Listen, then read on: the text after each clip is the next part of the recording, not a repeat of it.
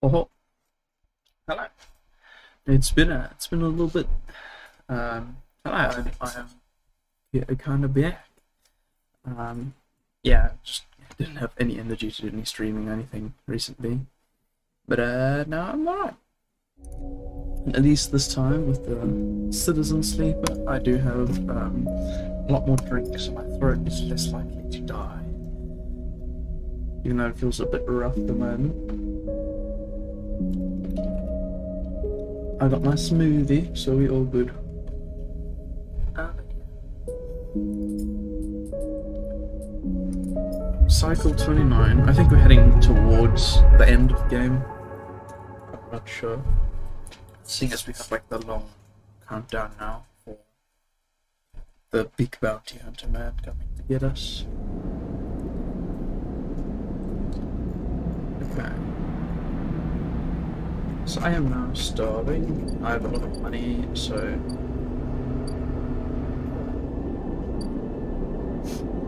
emphasis store.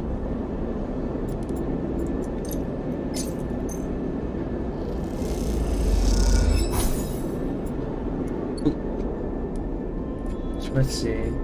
Build a home. It's over here.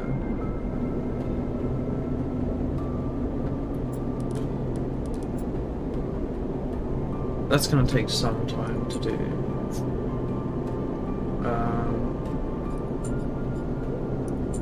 Conway. Okay, yeah, no, so I'm going up to the green.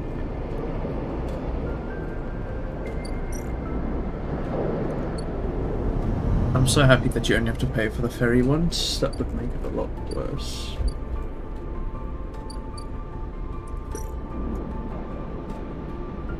Okay, so we're waiting for thing. They can't do anything on that front. Get to my Empress. Buyer.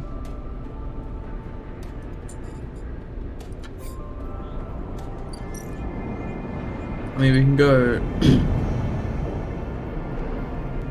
Let's see. First club.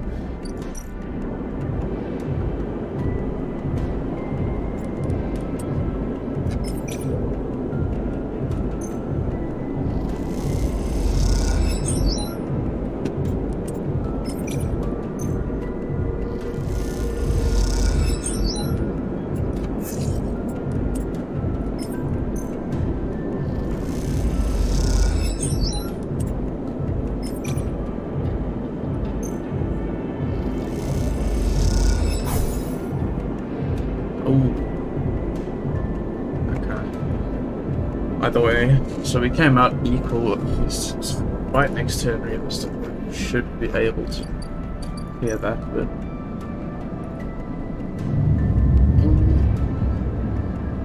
I think once it drops to 3, that's when I'll re-stim myself.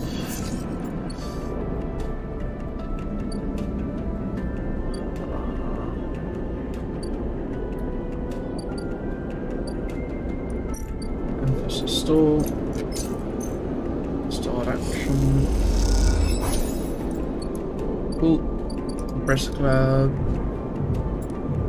Then go here.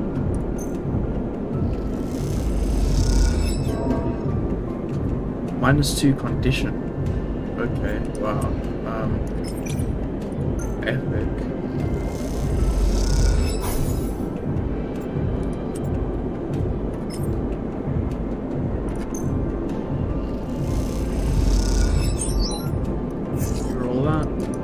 Slightly better, and that should get rid of people instead.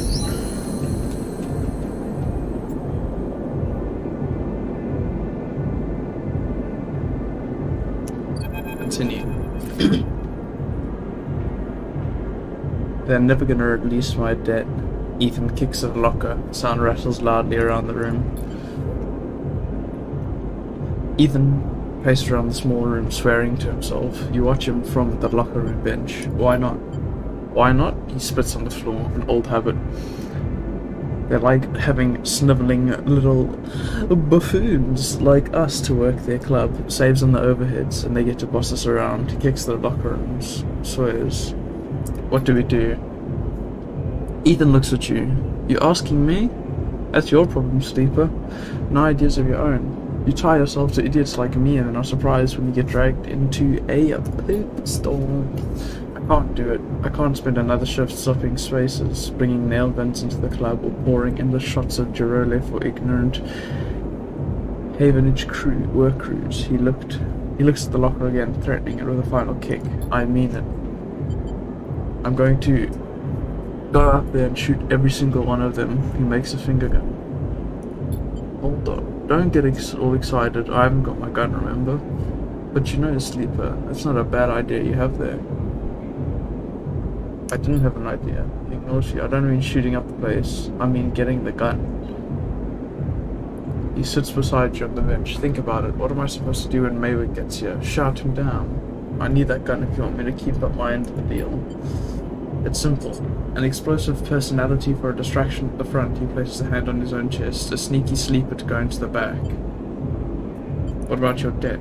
We've done our time and the wounds there faded. If they don't notice us take the gun, they'll never know it's gone. Plus, he stands up. After my distraction, they'll be happy to see the back of me. Or they'll want you dead even more. Either works. At least I'd never have to see the inside of this place again. He gives the locker one last kick for good luck. Let me know when you want to do this, then we both move as one. Meet up at the Bright Market after. But don't take too long or I really will shoot this place up. He grins. You know I'll do it.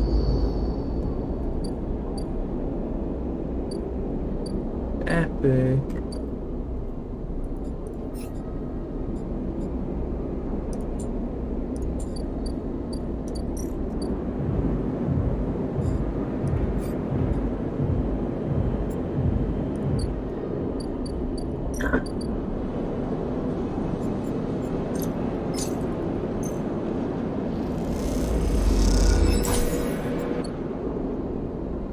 Yeah.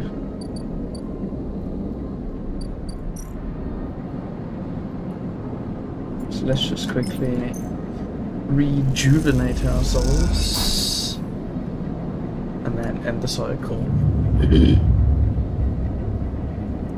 We should at least get one good. We've got a bunch. Okay. So yeah, compressor club. It's a +1. 100% positive.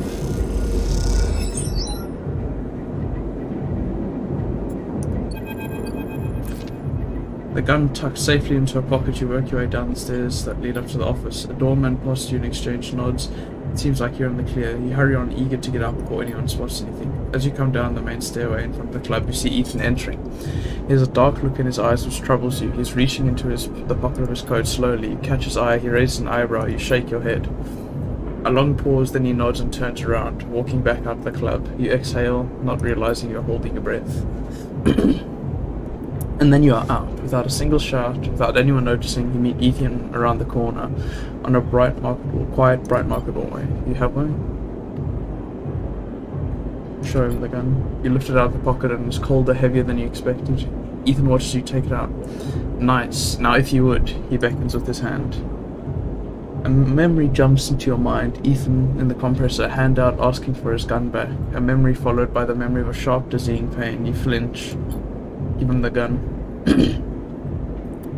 I mean, at this point we've helped him quite a bit, so... Ethan eagerly grabs it and looks down on the sights. He sighs a sigh of relief. And he meets your eye and slowly raises the gun until pointing it directly at your head. Hey, not funny. You still don't get it, do you, sleeper? Ethan spits. When they cancelled that contract, I lost everything. My reputation, my payout, any way of getting off this terrible station. Everything. All I had left was you. A naive little sleeper with a heart of gold. I couldn't believe it worked, and now we are done. Stay silent. He slides his slate out of his jacket, and with his other hand, now to call Maywick. Are you crazy? You're a crazy sleeper for thinking I'd kill one of my own for you. For what, helping me wash dishes? He laughs long and loud. and you hate him for it. He prods the slate. Done. Puts it away. He's here, you know, on the station. I've been speaking with him. He tells me we can split the contract, not 50-50, but enough for a finder's fee that I can get out of this place. He's lying. At this point, Sleeper, I'm not sure you are the one who I'd trust to spot a lie. He winks. Ethan glances around. I have learned one thing from you, Sleeper. In all my cycles working in that club, he smiles, people never know when to cut and run. It's like they freeze in the headlights when the future is bearing down on them. They watch it coming. Watch their death. Flying in at fraction drive speed. You had every chance, and yet you still kept on going, like some idiot robot going through the motions, even when you knew you'd be crushed, he smirks. And let me tell you something else. The shot enters through your upper back and he crumbles immediately to the ground. Oh. You drop too without thinking, pressing yourself to the walkway floor. You look up and see him coming down the walkway, silent, eyes alight. Maywick. You freeze in fear. Here it comes. You see it, just by Ethan's crumpled body, the gun. You can't move. You inch forward, move. You go for it. You run forward and a shot sounds out. You feel it ripple over your back, and then your hands are on the gun, and you scramble to your knees behind Ethan's body and fire. You close your eyes, you fire again and again and again, until the clip is empty and all that's left are clicks. And you drop the gun and stand. You don't hear anyone running, you don't hear anything, you just hear the sound of your own breath. You start walking, stepping over Ethan's static body, walking along the walkway and then past Maywick, his eyes now dark, some mechanical fluid leaking from his chest. Perhaps the same fluid that is inside you. You don't try to think about it, you keep going, and the sounds come back. The eye comes back. And as it does, you hear the sound of thousands of people getting on with their lives, thousands of people who are just going to keep going until they can't anymore. You look up and all you see are the wheeling stars. They are spinning, and you are suddenly dizzy, but the eye is always spun like this, hasn't it? And you don't stop walking, you keep going. That's all there is now, a path forward. S and Arp have left you no history, no past to speak of, just a void that threatens to swallow you if you slow down. You think of Ethan's smile, his voice, and feel sick. Is it over? You aren't sure if it ever can be, but you're still here and you can't stop now. There has to be a better end than this. Nice. Does that mean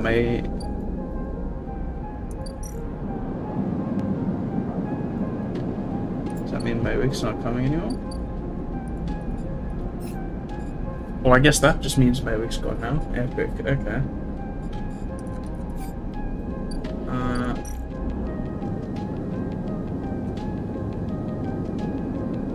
So we get ship mine fragments. Not that I particularly need one.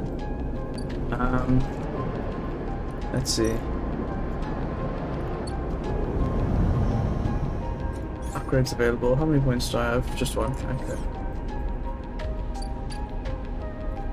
Still 2 more cycles. Let's go do the house.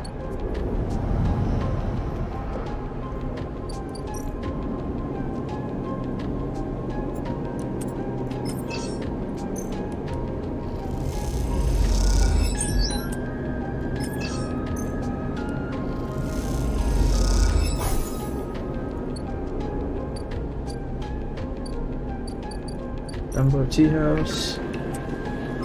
Make some money.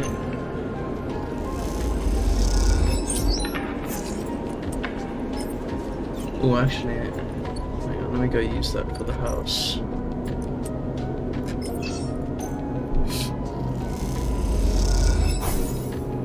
Oh yeah, only 3 more to go. I should have that next turn. And then we should have house, maybe. And that's another upgrade point.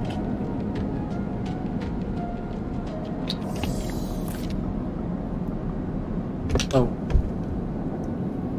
You wake from dreams of Maywick's amber eyes floating in a pool of dark liquid.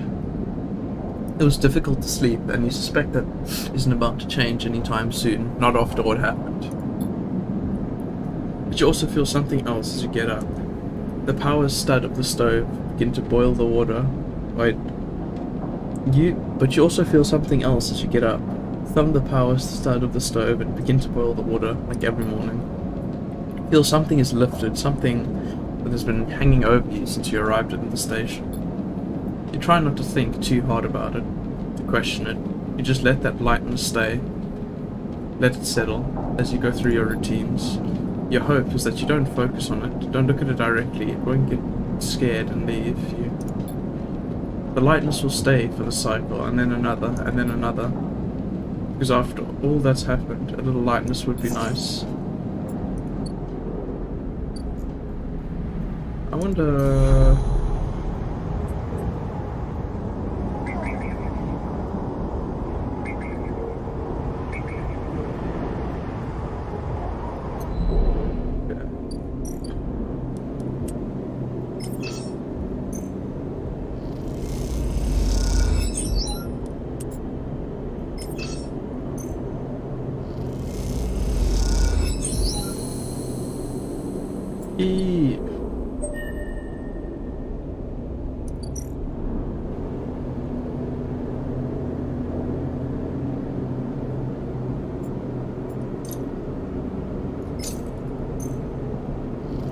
We can get a pet.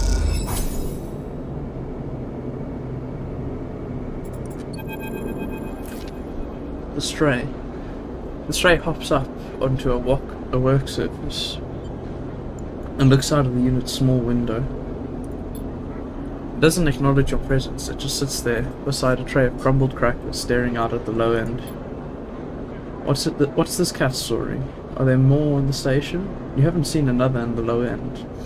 But in this vast megastructure that means little. There could be a whole colony of cats like this in the Warrens. You look at its sleek dark fur and sharp eyes. It doesn't look ragged. It looks at home. In fact, its presence in the unit makes you wonder if this is the stray's apartment in which you are squatting in. Watch the stray. Though the stray is looking out at the station, you feel its attention on you, waiting for you to spring your trap. You remain relaxed and watch as something flickers in its eyes, perhaps the reflection of a passing ship. The stray settles a little and starts eating, picking at the broken crackers. You don't remember ever having been this close to an animal. It triggers something in you, a recognition of a life totally unlike your own, but still something connected, parallel, even interwoven.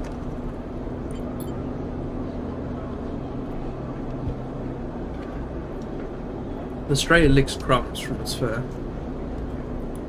You like it here? The stray flicks their tail at the sound of your voice. It is hard to imagine the stray liking anything, or at least being vulnerable enough to admit it. But the stray's pleasure at existing here in this place shines through its every sinew. It is not that the stray is always happy on the eye, but that the stray is engaged by this place. It is alive here. You turn your eyes to the window, the one that the stray looks out of, and you both watch the stars and the ships together. You feel something pass between you and the stray, a kind of acknowledgement of each other, a sense that each of you might share something with the other, a point of connection. Then all at once, the stray yawns wide, hops down from the unit and brushes along your legs, and then it is gone, out through the unit door and back into the corridors of the low end. Woohoo! We have stray buddy. Should get food.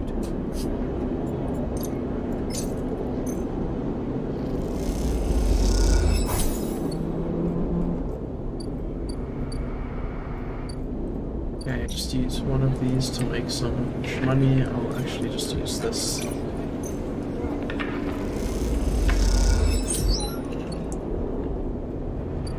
And then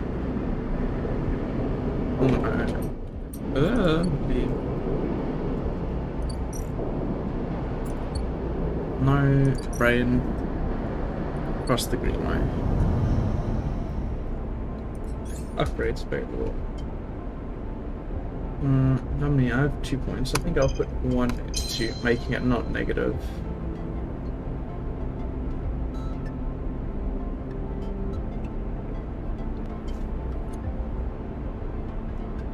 could be useful.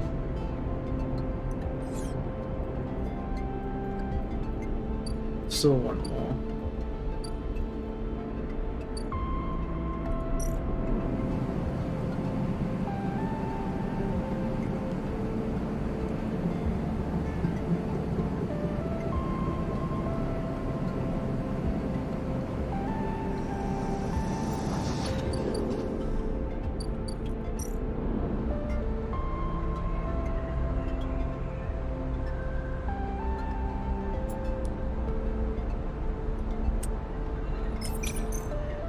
We're nearly done with this, so I may as well just get this done.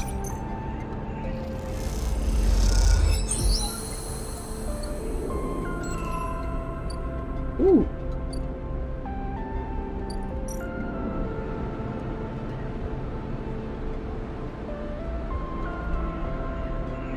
Okay, clear overgrowth. Once a corporate garden, impressing guests with gene-tweaked birds. Now this chamber's a messy overgrowth. You can change that. Sun refuge. Mushroom groves.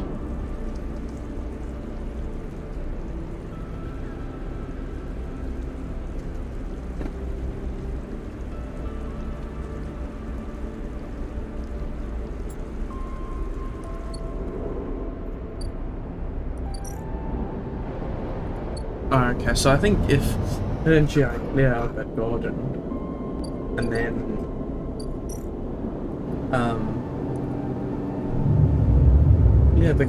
clear the like gardening area, get the spores, get the bigger mushrooms in the garden.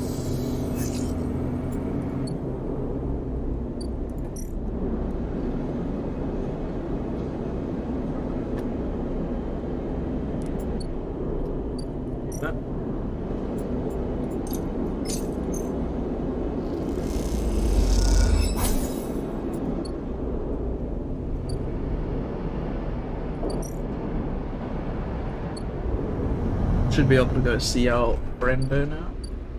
Oh yeah. When you enter the service dock, Feng is already set up, crouched among stacks of equipment. He is leaning over a terminal bathed in a blue glow.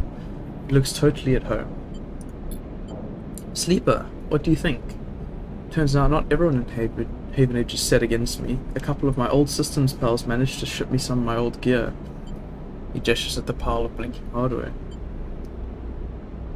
Nice kit. Feng does a mock bow. What are we looking at? One massive smoking gun. He raises his eyebrows. Feng beckons you over. He has a set of scans on the wastes. Scans of the wastes on his terminal, with heat maps of activity overlaid. The chunk of the derelict rim is blotchy, with bright red and orange marks. Does this look like a wasteland to you? Feng shakes his head. There's hundreds of Conway machines out there, all lined up in concealed hangars. The whole underground facility to support them. Hardin has got a crew out there putting them together. They must have shipped them in piece by piece through the shipyard, ready for assembly out here. Why? They are planning something. No one needs hundreds of heavy-duty reclamation drones to run this kind of operation. Maybe Hardin masked this whole thing as an effort to clean up the wastes, but there's no way this is about pulling scrap off the eye. Feng looks worried, and why is Conway in the mix? I bet no one in Havenage knows a corporation is setting up on the station. They aren't stupid either. These scans are the best info I can get. The waste is cut off from the eye's cloud of networks, and the greenway is a total dark zone. No data can come in or out.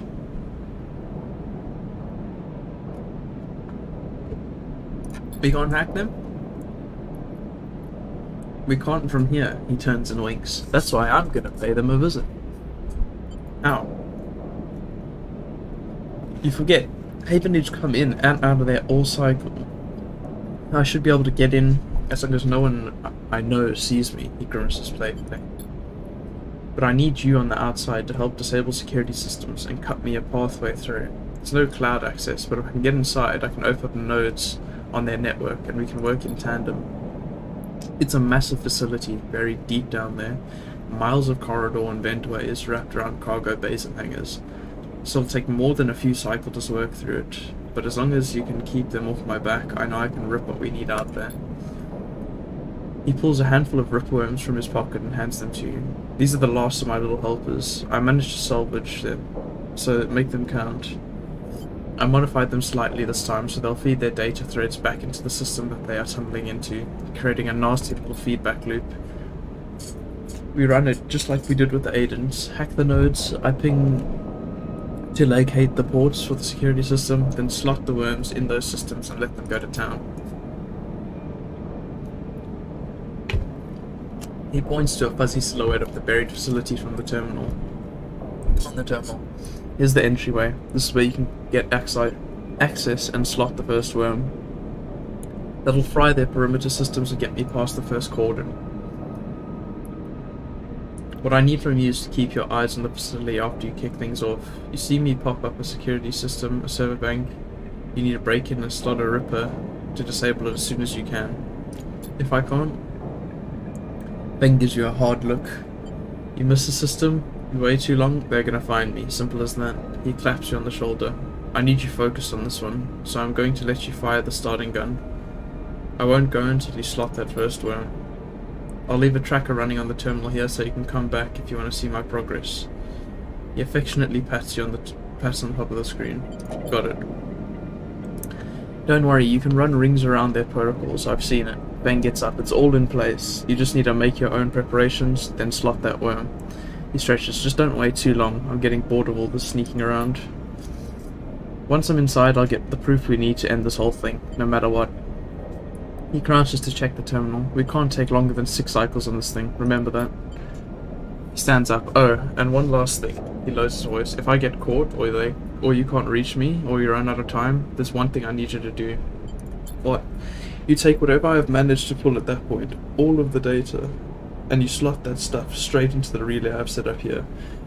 He points to a pile of servers and terminals hooked into the dock, cables as thick as your arm.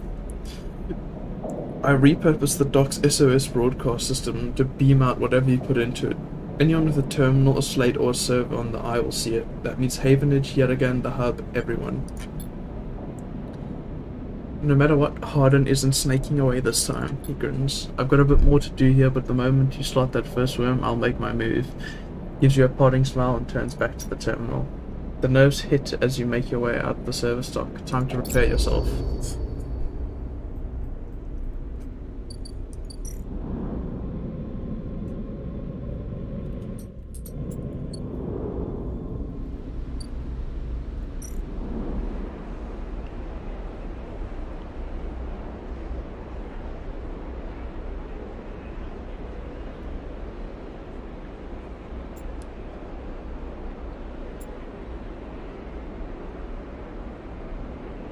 I only need like 4 positives.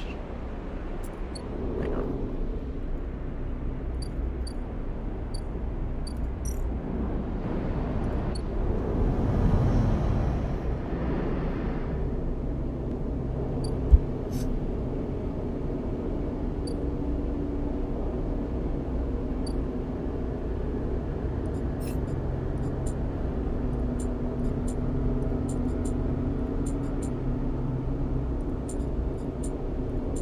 Oh yeah, so let's see.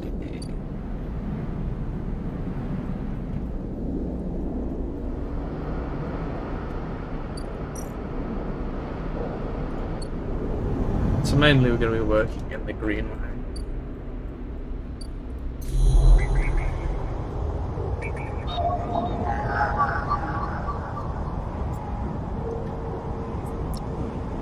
Let's do this.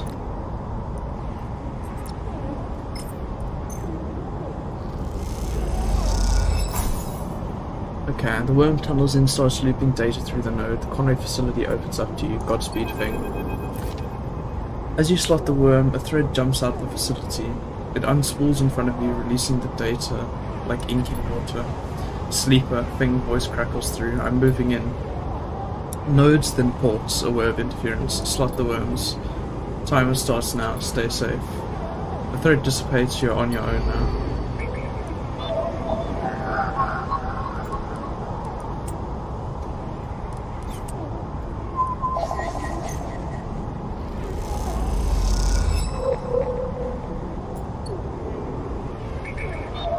Okay.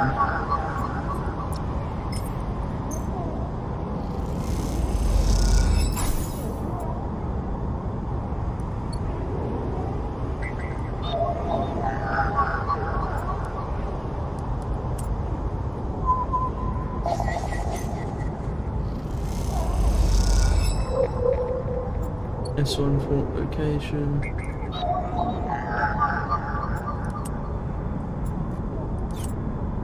Three seems more common, so I'll put in a 5.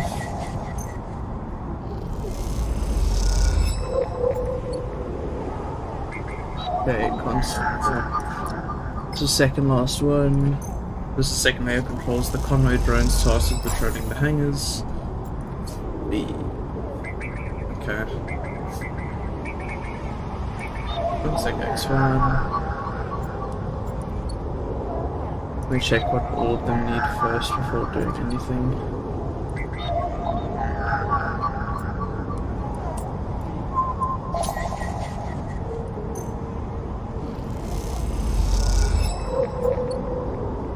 Okay.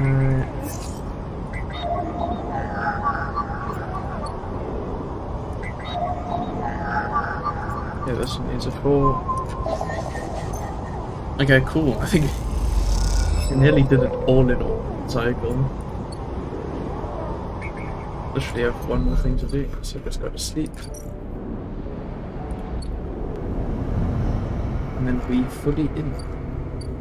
Well, I'm pretty sure we do have a very small timer. Let's go have a nice little sleep. Probably interact with the Catholic cycle as well.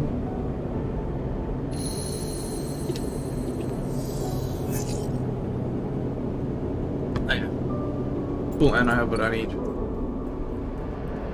Easy peasy. Let's finish this.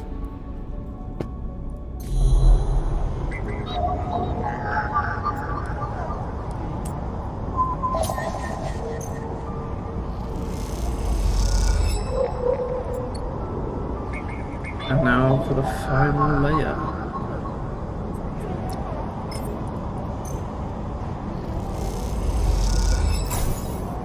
All layers unlocked. Done. A thread from the facility cuts through the cloud like a hairline crack of light. That's it. The final layer of security broken. Somewhere buried in the depths of the station, Feng is in control. He is slicing into the camera control circuits and piping out the result. The image thread flickers and unravels into an image. A scene. 2 figures in a room, one sat, the other pacing. The pacing figure resolves into Harden, the unmistakable superior posture, the shock of grey hair. The second figure's features don't seem to resolve. They are vague, unformed. A problem with the data, perhaps? You look closer. Then you see it. The figure is a proxy. Perhaps you should have expected it from Conway, a corporation whose very existence is owed to automation.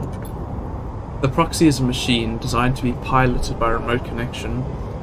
Someone elsewhere in the system puppeteering it with their own body, speaking so it may speak. The proxy sits impassively, or the Conway executive that is piloting them does. From the distant safety of some ship or orbital colony, perhaps. We can move forward, there is no doubt. Holden is saying, the reclamation teams are almost ready, and after that, I'll make the declaration. Nothing has to change. The proxy leans forward, its movement stilted, uneven, as if its body language was refracted through water. But things must change, Harden. We need further assurances. I've been informed of a breach in one of the closed networks in the low end. You have been careless. Harden waves the accusation away. We have been stretched. A breach was detected, yes, but no data value was lost. Our board is concerned, Harden. A drop in our value would be unwelcome at this time. The proxy leans back, its posture dominant. If the reclamation of A1 is contested, then we could be drawn into a compromising legal position. Harden approaches the proxy. There will be no contest, not from Solheim, who cannot muster a defense, not from Havenage, who will fall into line below me. He crouches in front of the seated figure, eye to eye. And the people of the station? Refugees, gangs, spaces, all either opportunists or degenerates. Havenage is no longer strong, no longer united. No one here believes in Erlen's vision. nor has the strength to enact it. I sat across from him at the negotiating table. He was forceful, eager, weakened by his ideological convictions perhaps, but a great man nonetheless. This place no longer deserves to bear his name. The eye is crippled. It cannot survive. It is a ruin filled with squatters and outlaws. They will be lucky if it spins in 100 cycles, hardened stands. You'll move forward with the reclamation, because otherwise you'll lose your advantage in the system. Without your advantage, you'll lose the claims on the remaining palladium. Without the palladium, your factories will need to go dark. Do I need to continue? One moment, comes the response. From, I assume, the proxy, and his head drops to his chest. Harden steps back and paces once more, awaiting the discussion taking place elsewhere in the system. You watch Harden as he paces, as he considers his future. What goes on within a mind like that, in the mind of a man who would burn all those around him for a path to some imagined golden end? The proxy lifts its head. We are happy to proceed. We will legally claim the station, informally known as Solheim AE1, as salvage within 6 cycles. Havenage is to assist with the transport of the illegal residents to Conway housing and labour facilities. The proxy judges to its feet. Conway will also claim 70% of the raw output of the reclamation process, after losses have been accounted for. Harden nods, I accept. The proxy reaches out to shake his hand like a marionette, and then the recording loops. You watch it play out a second time, gripped by a horrified fascination. There is bluntness to the conversation, to its blatant disregard for the humans as anything other than objects. Things to be moved, to be used, to be fed into structures, crushed, and the losses accounted for in the cells of tables, the margins of ledgers. You realize that you are no different from anyone else on the station in the eyes of the people in that room, and those like them.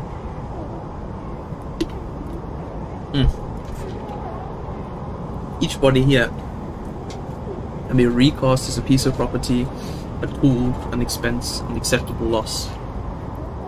In one moment they can be named a citizen, celebrated, protected, and in another the very idea of a citizen can be used against them.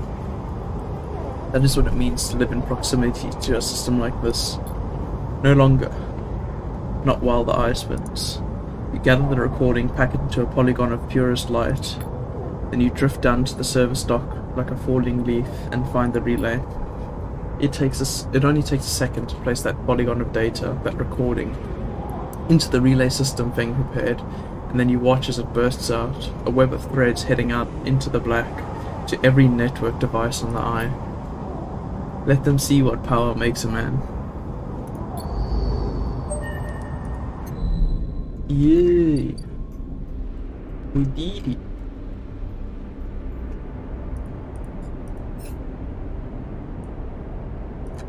Okay.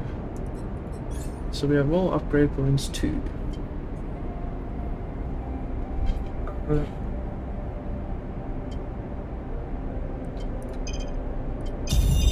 Just get those so we have all of the base skills. I'll get the all cryo actions are discounted by 20% because that'll be good next.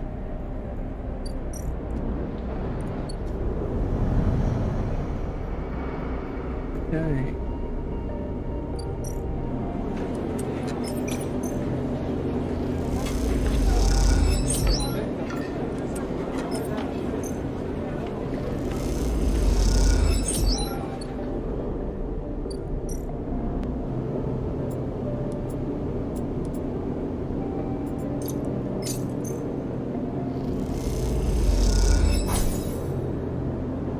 Yeah.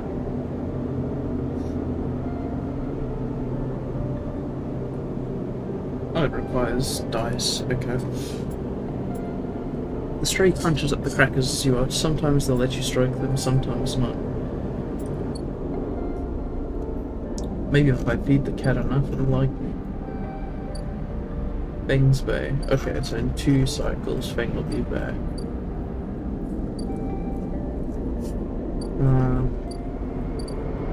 I think I'm gonna start clearing out the mushroom place.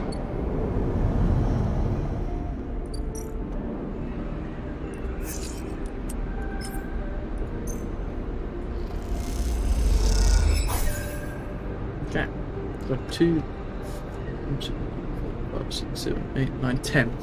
Still need 10 to go. Or I suppose that can be done like within a turn if I get lucky. Okay. Entire repaired unit. And sleep.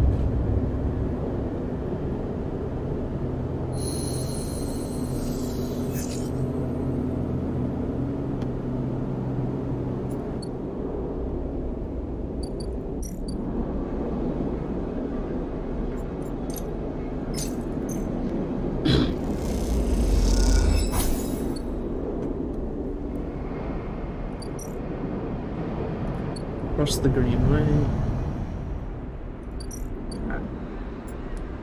Go here. Boom. Start action. +3. Start action. +2.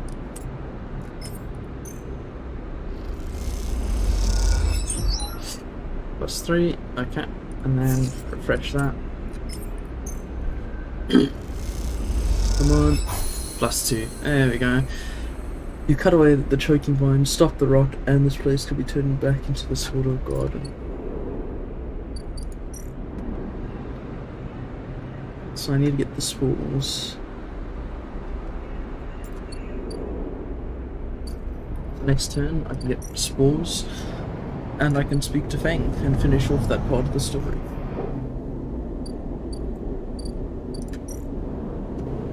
You speak to a cat. Give cat some crackers. Yay. Cool cat.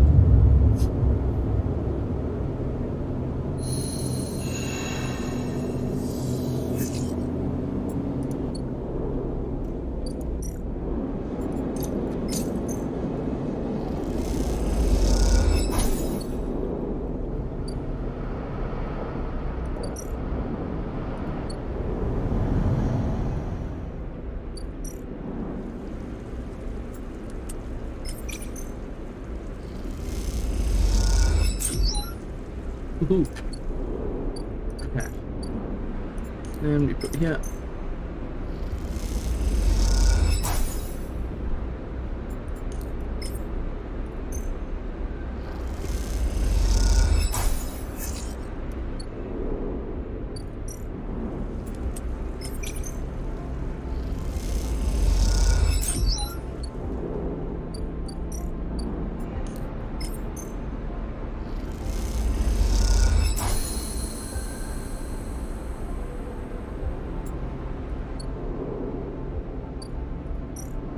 Okay, now I have to wait.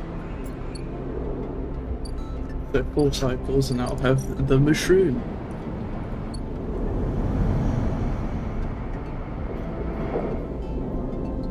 Okay.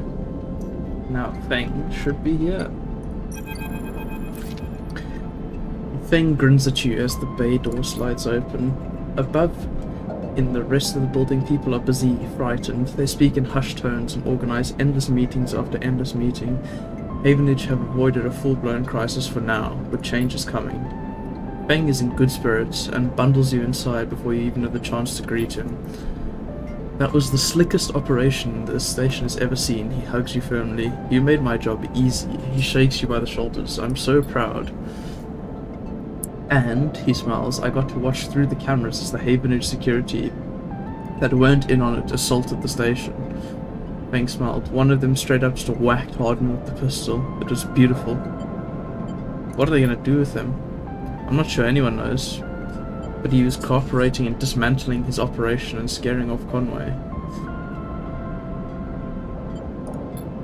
Maybe they'll exile him when they are done, or hand him over to some core authority. Feng shrugs. Now I know he won't be an issue. I'm going to be focusing on systems for a bit. He shakes his head, seeing as that's my actual job.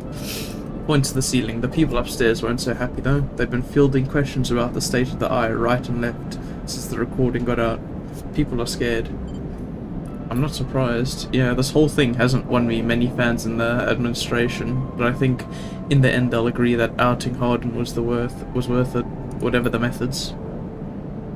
He touches a stack of hardware. The eye is old, and it was never meant to run like this. The master control points that Erlen and Haverledge have installed, they keep it from spinning.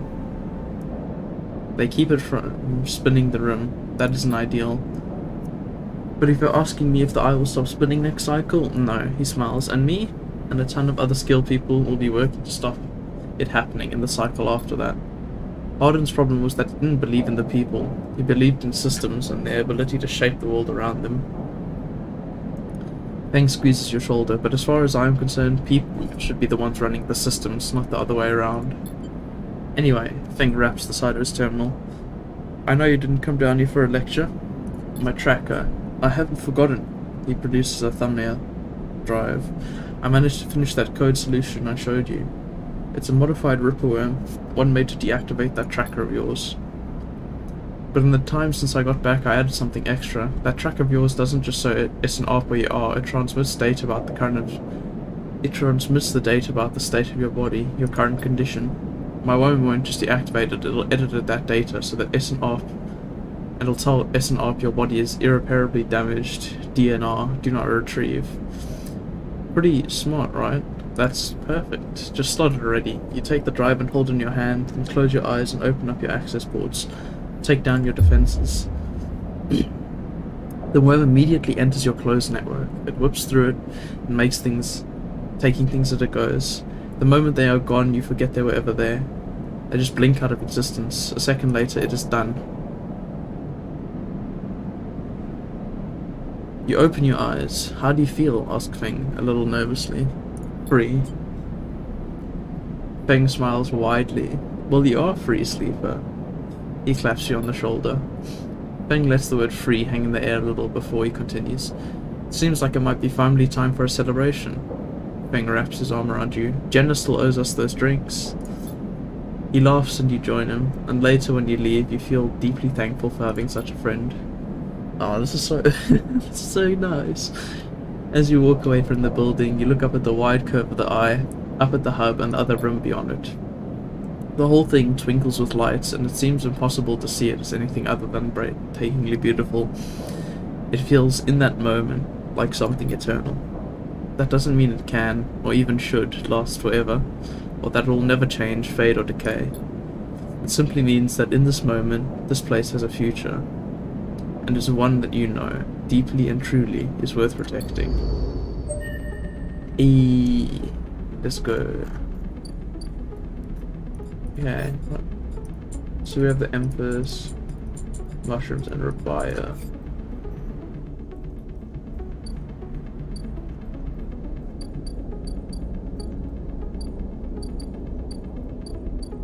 Okay.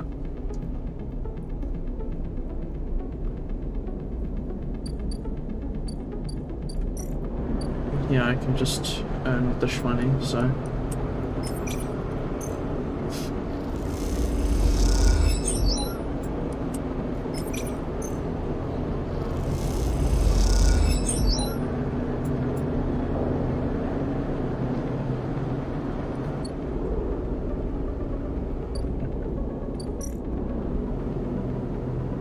That's all done now, just next cycle. Things going pretty well. We got rid of Malik, we're not being tracked anymore.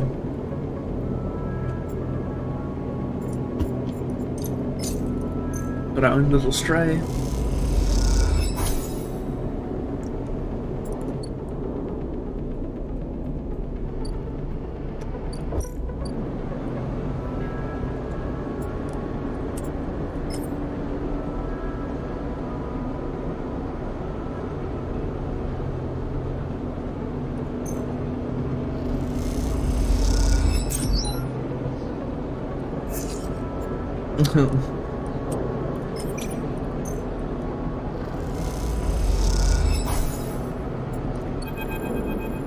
Oh, as you say goodbye to the other enforcers and walk back through the low end, a chirruping catches your attention.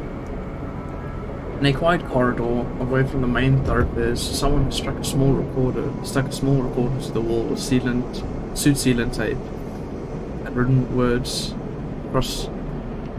written across the fluorescent tape is one word, sleeper. You peel it away from the wall, and as you do, it triggers some kind of improvised trip switch. Sleeper, Sabine's voice cracks.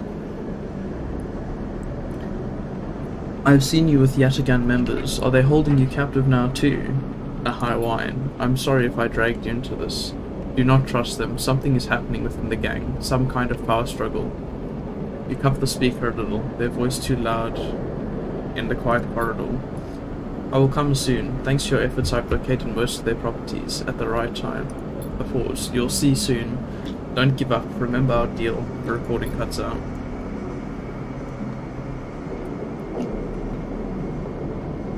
You stare at the recorder, processing what you have heard. Hearing Sabine's voice again opens up something inside of you. An S&R employee. Do they know that I know? You struggle with a mix of concern and distrust. You throw the recorder into a nearby waste chute as you leave the corridor, still unsure who to trust, and head quietly out of the low end.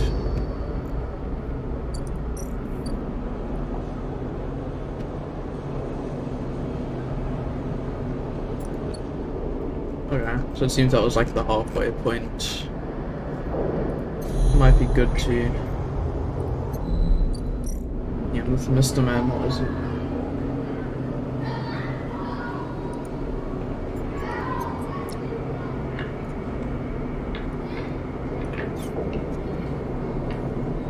Stabilizer. Yeah, so it's yet again stuck with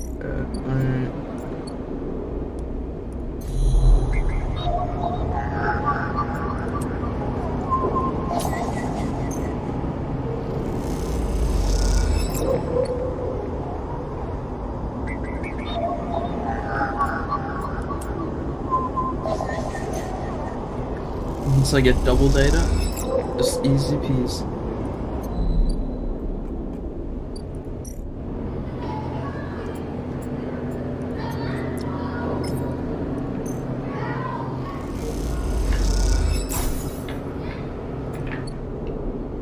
Always got a stabilizer. I actually want to quickly go check.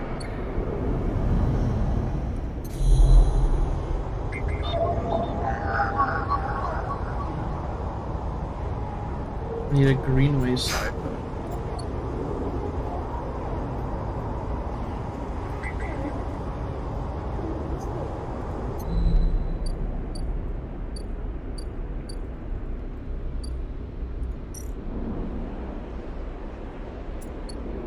Maybe I'm getting like hyper community access or something.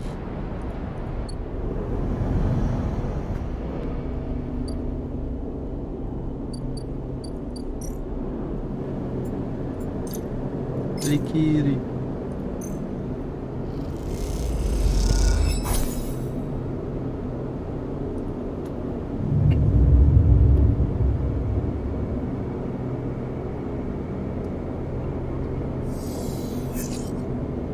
I am really enjoying this.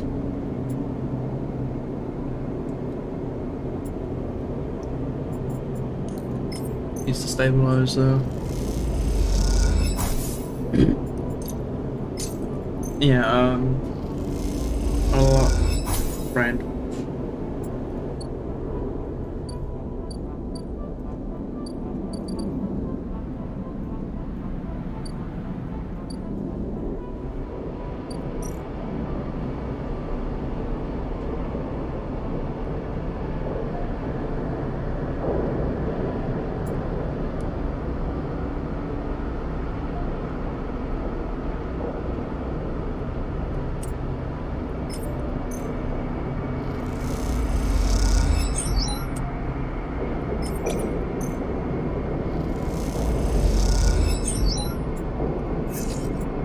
Okay.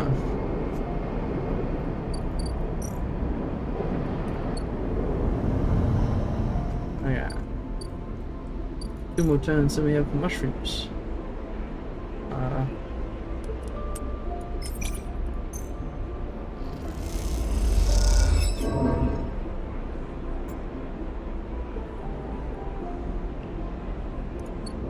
Nice.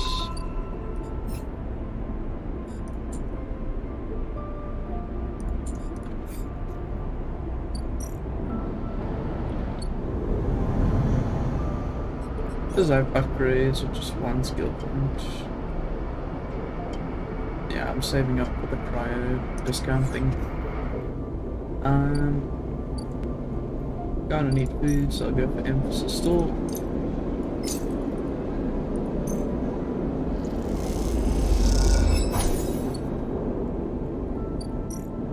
Finished up a bunch of storylines.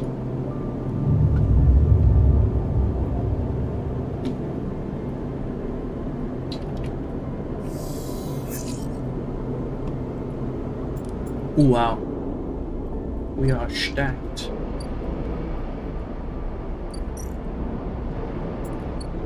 Quickly go here.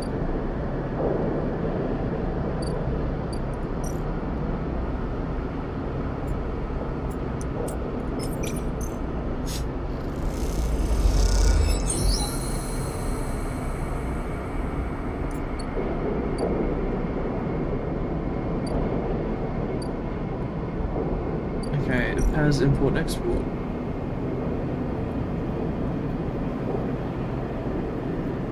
So I can get a ship mine call. Passes. She has a contract to take ship mines, but she reminds you that any ship mine from the iFetch to the price 150. Paz knows the spacer he'll take Matsutake out of the style of build, but only in bulk, 80 cryo, 3 batches. Okay, so here I can sell my shrooms. If I get those shrooms. Great operator.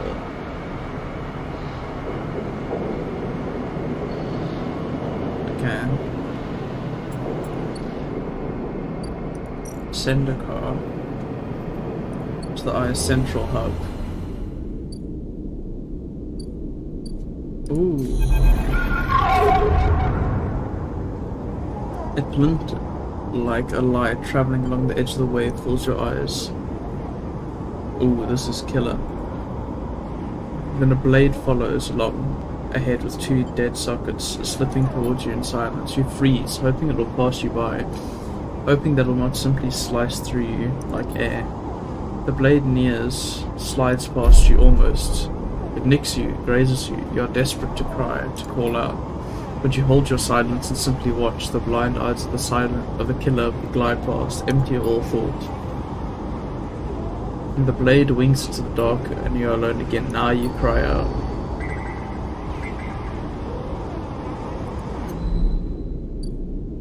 A1 mainframe.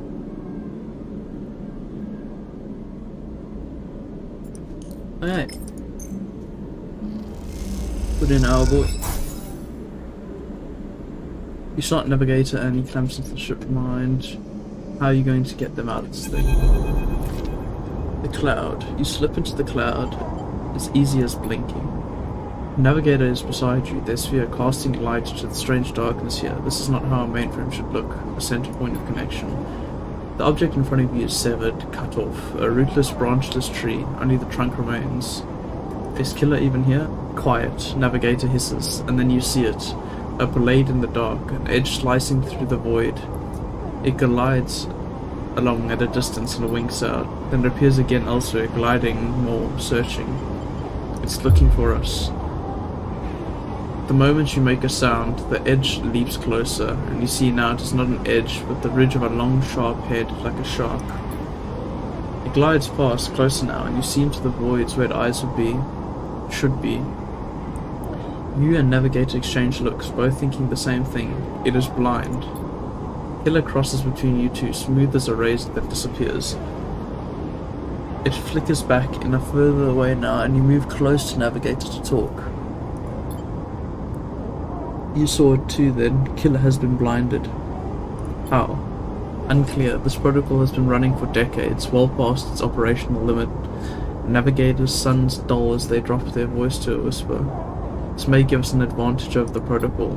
You flinch as the silent killer appears closer and glides past you. Its empty sockets open wide. You turn to Navigator and notice something strange. Their orrery of spheres is collapsing. The orbits, usually round and even, are decaying. Spheres are following spiral paths, condensing on a central point. Navigators are noticing it too. They go to shift their position to better direct the spheres, but they cannot. Whatever is drawing the orrery together is holding them in place. They look at you, suddenly desperate, frantic. Get out. You speak, but Killer appears between the two of you, gliding through the gap. Navigator freezes and you see them framed in the empty socket. You realize now, if Navigator cannot move, then it's only a matter of time before one of the Killer's sweeps brings them directly through the Navigator. And time is not a problem for a protocol that has been running for decades. You look desperately around for a solution, for a way to extract Navigator from the mainframe. Then you see it. 3 branches, the last 3 thin and spindly, feeding the mainframe a thin diet of power and data. Break these and the mainframe collapses once and for all, severing the connection, shattering the hardware, whatever it takes, they must be broken. They are encased in something, a glassy layer of protection. You'll need to unlock access before snapping them from the mainframe for good.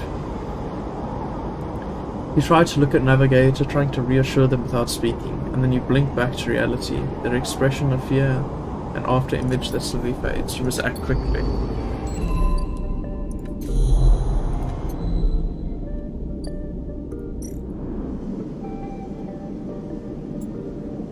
Ah. Okay, so I assume I need to hack these nodes.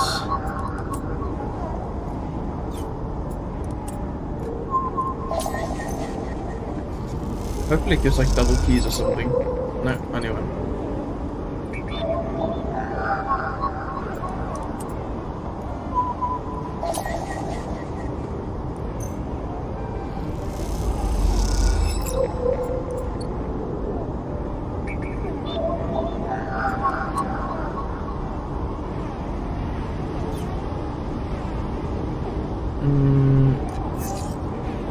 Yes, nice.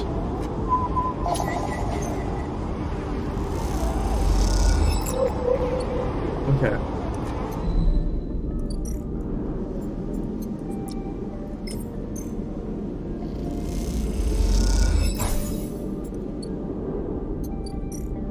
Now I just need to put all the keys in.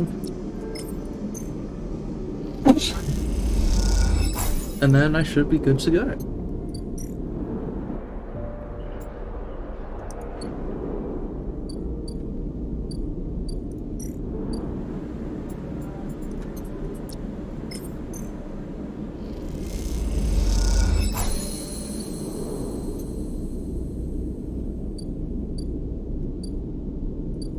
What does this do?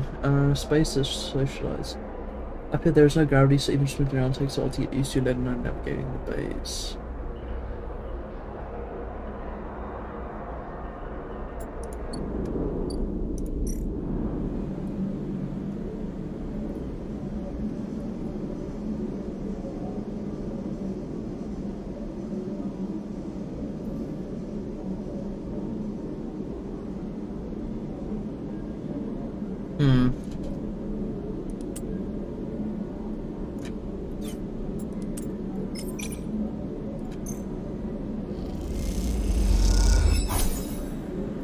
Okay, cool. So only a few more turns, like next turn I should be able to do it. That'll be like another storyline finish. We feed the cat.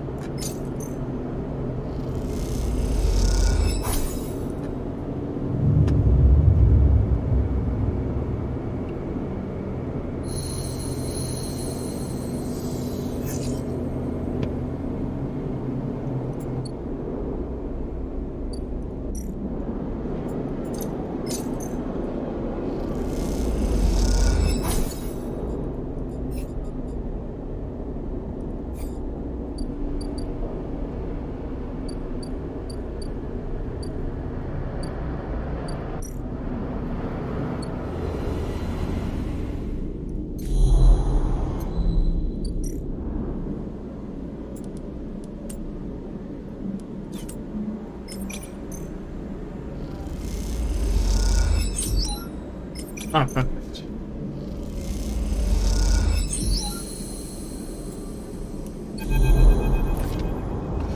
As you blink into the cloud, you see the last flickers of light from the mainframe. This vast machine once ran the whole station, spanned it up and directed and processed the flow of energy, water, and data. Fed the lives of thousands of people. Now it is finally dead. Navigator is beside you, and you both look out at the perfect ring that encircled both you, woven from the daytime branches that once fed the mainframe.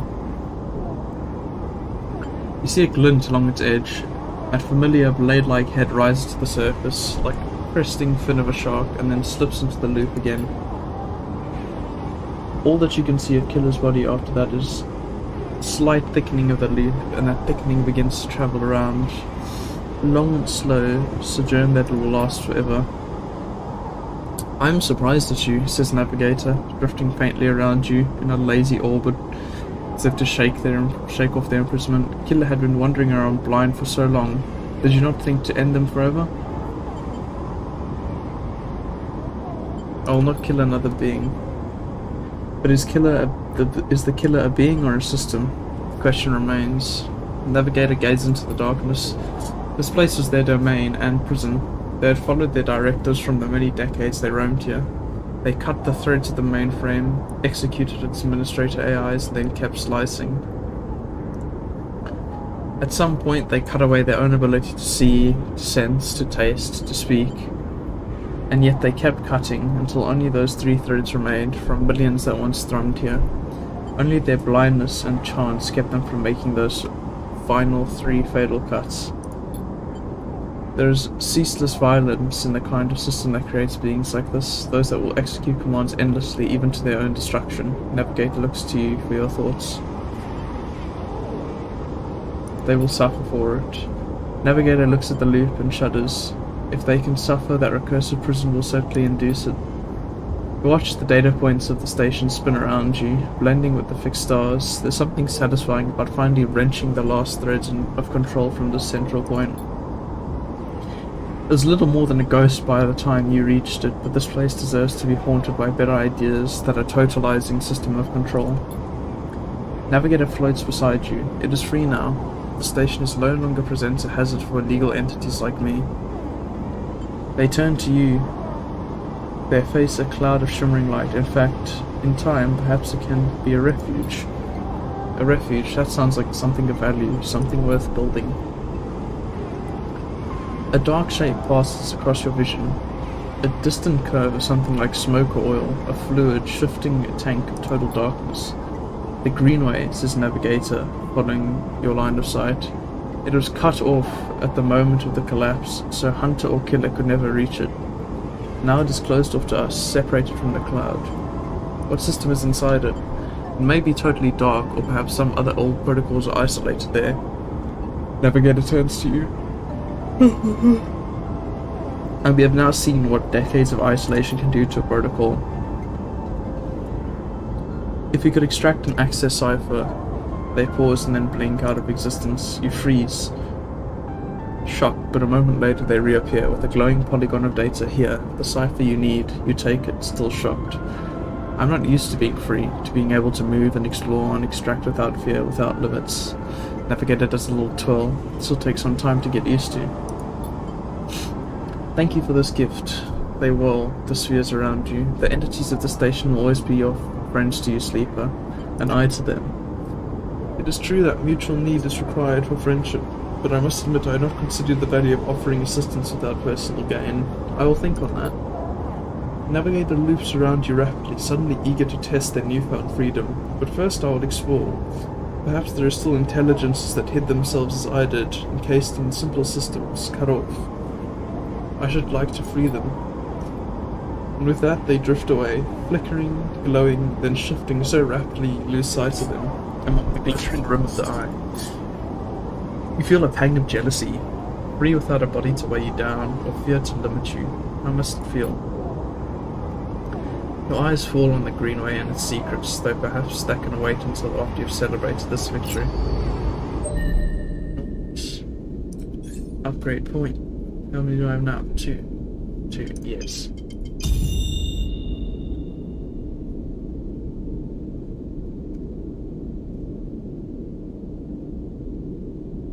Easy.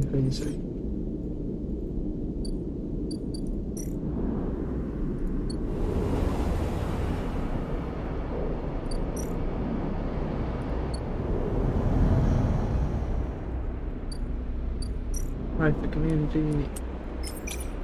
Okay.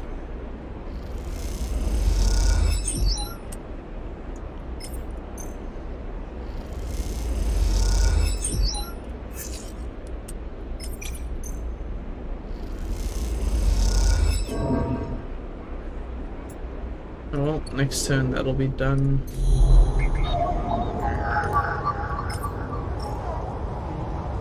Now we can check out the Greenway area.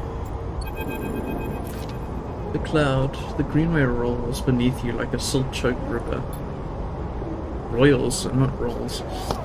If what Navigator said was true, then no one has accessed these networks since the collapse. The hunter and killer protocols have never set foot here, never cleared out any intelligence's ancestors.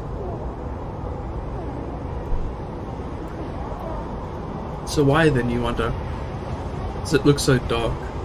It's just that the bit rot has set in, the entropy of systems reducing everything to shadows and light. You watch as the slotted cipher fizzles in the open, distorted gateway on this entire room of the station. It flickers and winks out. Then you are falling into the flow. A river of swirling darkness. You are spun by it, twisted by it, lost in it. It's not that the Greenway was hiding the darkness. It is made of darkness. It is filled by this substance, this process, this swarm. Now you are among it, you notice that a swarm is exactly what it is. A billion individuals moving in a flow. There is no network map here, no nodes and threads, only a storm of interchangeable points, shifting configuration endlessly. Then you see them, a figure. You turned away, the only bright spot in the dark river. You push closer through the storm. They are facing away, at least you think so. They are so fractured, so overgrown that it's hard to tell. Even from the distance you see their flesh is moving, flowing. As you watch silently, they stop and reach down.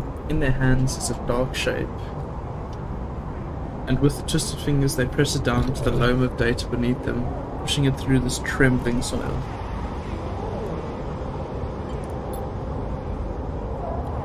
Then they move away and go a little further and repeat the process, as if they were sowing a field.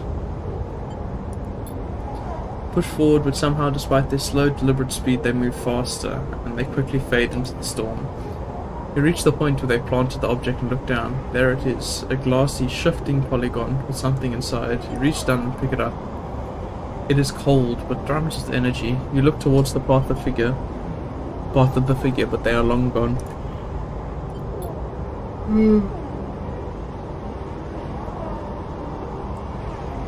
When you blink out of the cloud, back to the leaves of the dapple light of the Greenway, you hold a seed in your hand.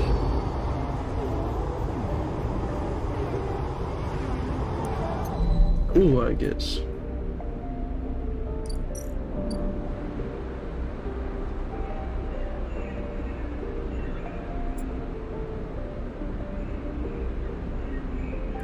Oh nice, I can harvest my fungus now.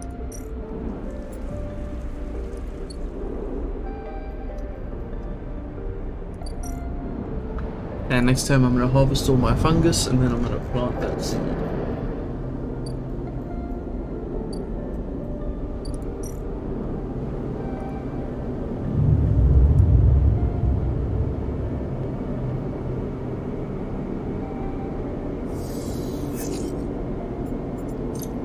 Feeding my stray is 20% off, how nice.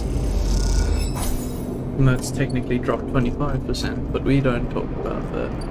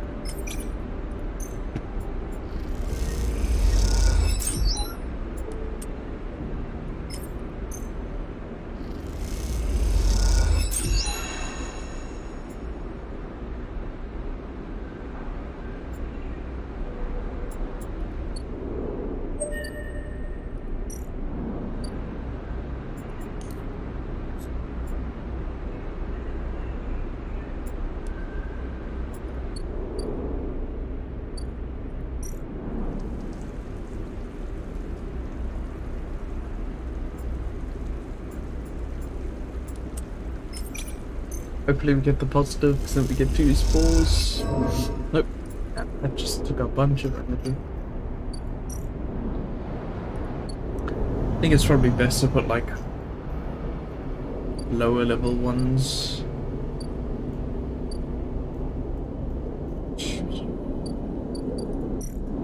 Some food from Emphasis Store. It's only 12 now. Nice. Upgrades available. I have like 8 point.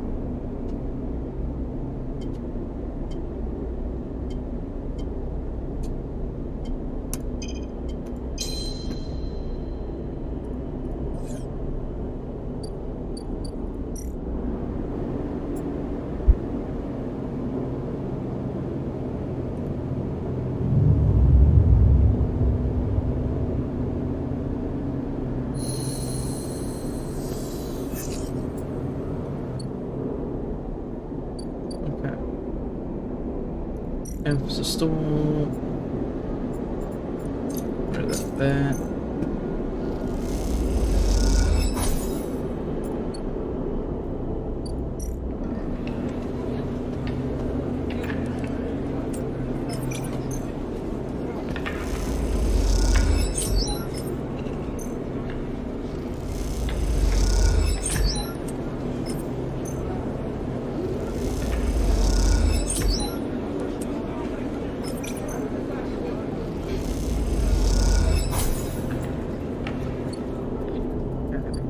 Made a bunch of money, that one.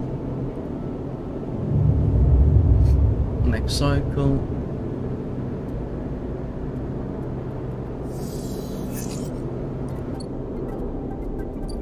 Oh, don't forget to feed the cat.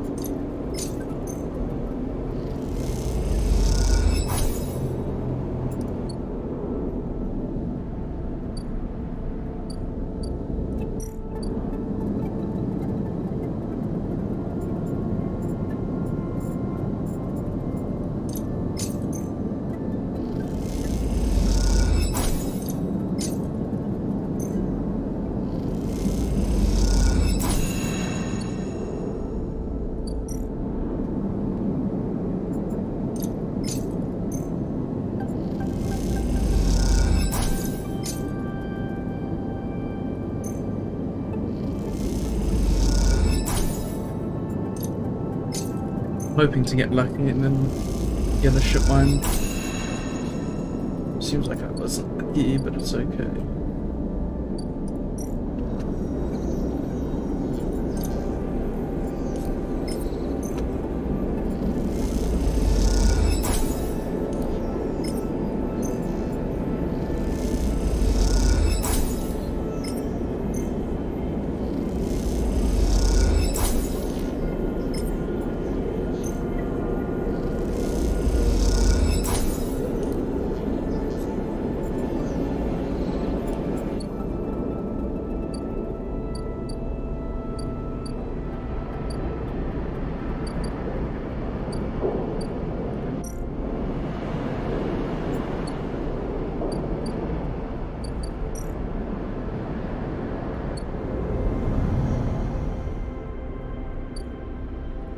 Should just do the hypercommune stuff.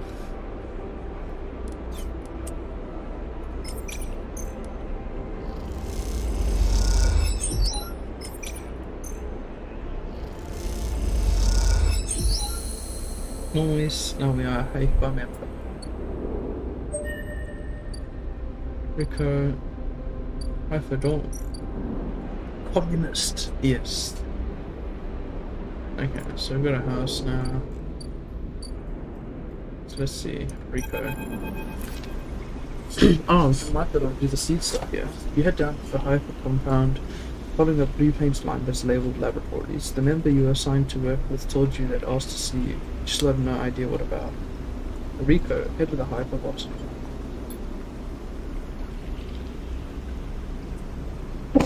Yeah. The line takes you to a blue door through a glass-roofed chamber where a network of stems and leaves filters sunlight coming through the ceiling, casting the whole chamber in a blue and a whole strange yellow-green. Peaceful, isn't it? Distracted by the green, you must still be standing at the lab bench. camouflaged in by the dappled light. Welcome to my sanctuary, she smiles. Come, let's talk, she says, beckons you closer. What is this place? Here? These were the processing centers for the agriculture of the old corporate station. She offers a handshake. I'm Rico. I run the botany program in Haifa. Botany program? Yes. The plants within the greenway are vital to Haifa's continued existence. It's important that we understand them. She lifts a tiny sample jar. Yellow spores dance inside. Haifa lives off the land of the greenway. It's what allows us to live like we do. No one here pays or is paid. We sleep here, we feed each other, we work for each other. Rico walks away from the bench and waves for you to follow. She opens a small door and leads you down a glass corridor surrounded by vivid green. All this, she says, gesturing at the overgrowth, it's a kind of a miracle. She looks at you with bright eyes. What do you think usually happens to plants on stations like this when they are abandoned? They die? Eventually, yes, they cannot live without intervention. She leads you left at a crossroads, but here they endured. She smiles to herself. Actually, no, they thrived. Look at the bright tendrils wrapped around the metal frames of the corridor. They look dominant, strong, like they're taking control of this place. Rico continues. Of course, Solheim tried to create a stable biosphere here, patchworking the surface with gardens and algae tanks that fed into a network of microbial reclamation systems. But the Greenway was always envisioned as an extractive, a place which the harvest is removed and sold to those living on the station, not a closed loop. For this reason, when the collapse came, the Greenway should have gone with it. Erlen himself was so convinced of it that his first colony never even came here to try to reclaim it. The Eye instead relied on outside favours and influences, shipments from the inner system and small-scale agriculture systems like pulp and fungal farm stacks. And yet here we are, among growth and decay, a biosphere flourishing. When Haifa came here, we expected to find only vacuum-dried stalks and leaves, perhaps some fungal colonies hidden within the mulch, but we found a jungle. But this, Rico hits a button on the wall, leads you through a large pair of double doors into a huge, impossible chamber. There's every kind of green, from the pale algae tanks to the dark vines that surround them. It's wet too, a rarity on the eye. Condensation, clouds, the light from the high glass roof gathers on the shiny leaves of shrubs. How? That exactly is our question. Rico turns to you, visibly excited by the room that you both stand in. It doesn't make sense, but in many ways the system has stabilized, unlike the farm stacks closer to the gap, who need input to support their meager output. This place runs itself. I think it's... I'm just assuming it's the gardener entity we saw in the Matrix. They're like planting actual seeds, basically. So...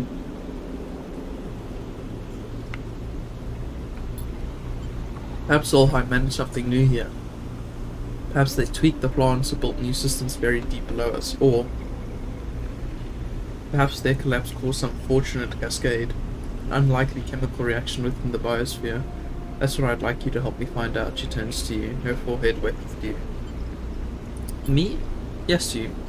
Rico sits on a railing. These halls run deep, sleeper, and I'm getting old. She stamps her foot on the metal grating of the walkway. Whatever is causing this, it's going to be found deep in the groves, deep in the Greenway. Haifa won't spare anyone for an expedition. It's too dangerous and unnecessary, they say. I can make the case, but I can't get the votes. You sleepers are hardly beings, I know that much, and you can speak into the Eye, uncover its secrets in a way I never can. She holds out an arm so you can help her stand. Bring me samples, spores, seeds, and blooms. I can grow them in the lab and study them. The deeper they are found, the better. I will try. Thank you, she smiles, and thank you for listening. Rico leads you back out of the huge chamber and up through the passages. She's a little slower now, stumbles onto the steps. You help her where you can. It's good to have new blood in the commune, she says. Many of us have been here a long time, and few come through. She settles back on the bench in the lab, her stretching her legs. You go to leave. Come back if you find something, sleeper, she calls. There are discoveries to be made. And you follow the blue line back up the compound all the time thinking English. And you follow the blue line back up out of the compound all the time thinking of that impossible magical dream.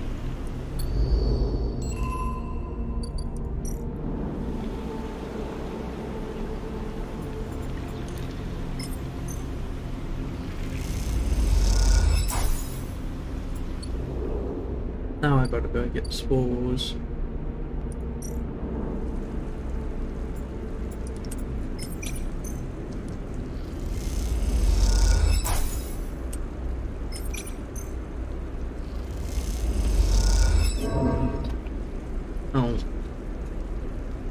Oh. I guess next turn we'll do that.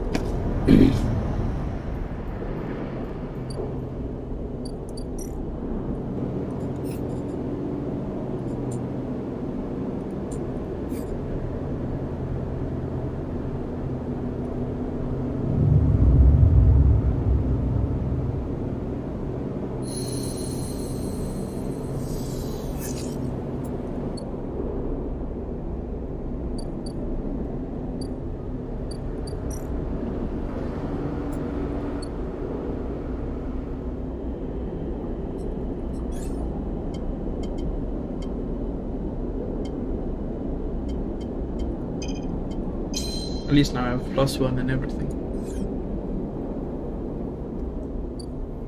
I wonder if you're able to like max out your character.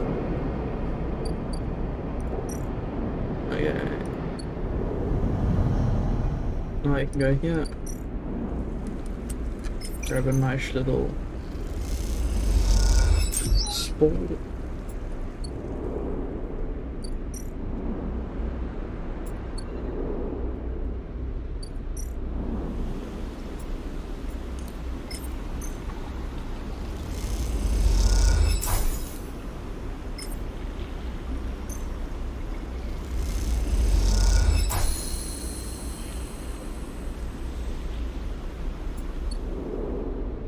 Yeah.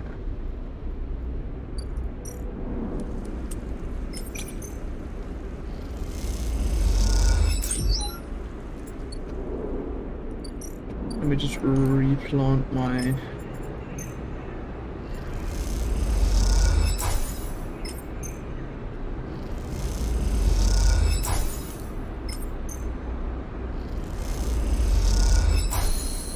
replant my nice spores here. Farm stats.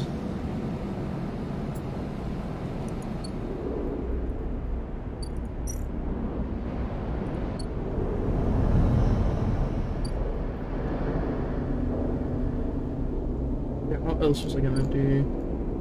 Yeah, I need to talk to this.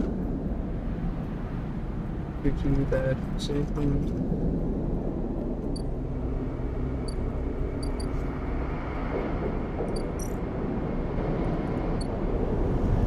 It's still a surprising amount of content.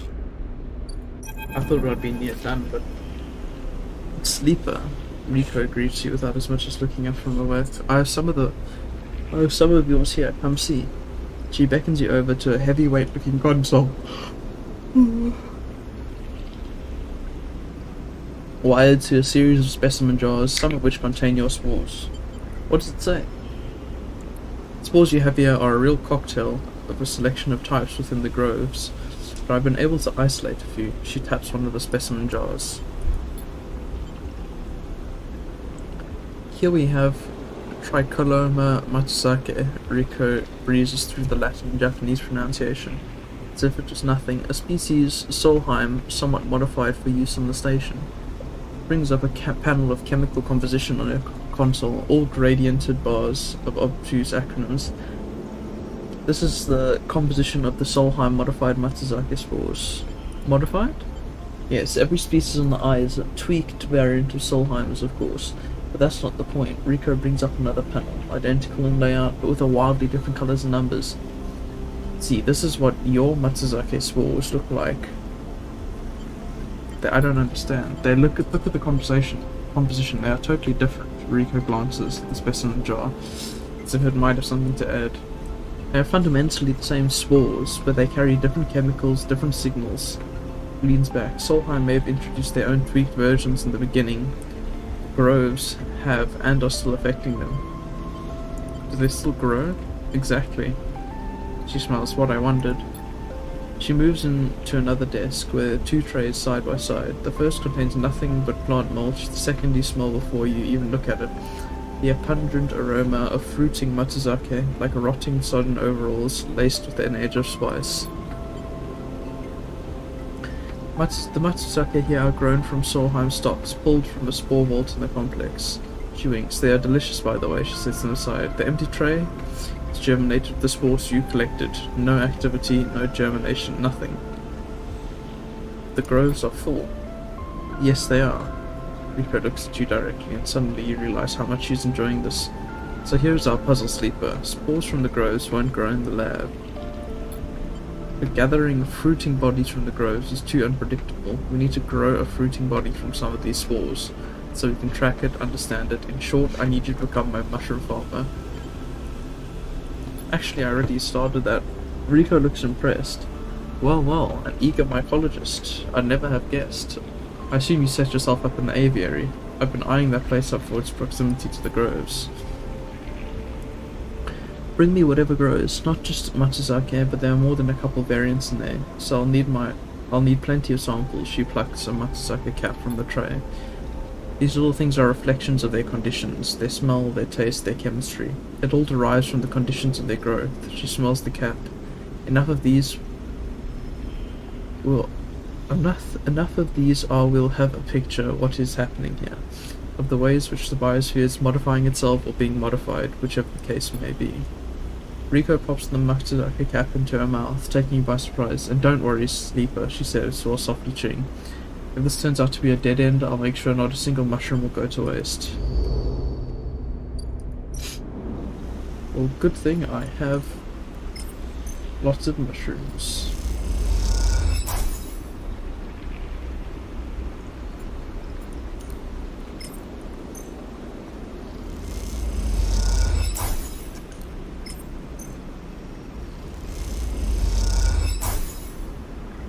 Nice.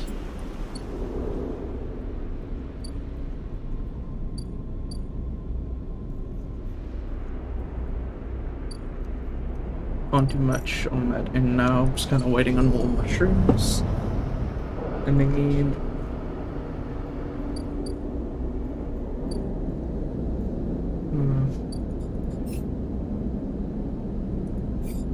only other one we could maybe do is the Rabia stuff.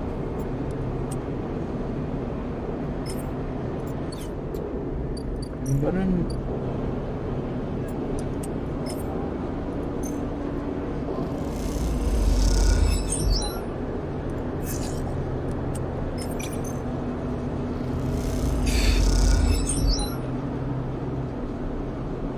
four more to go, so I should be able to do that next turn.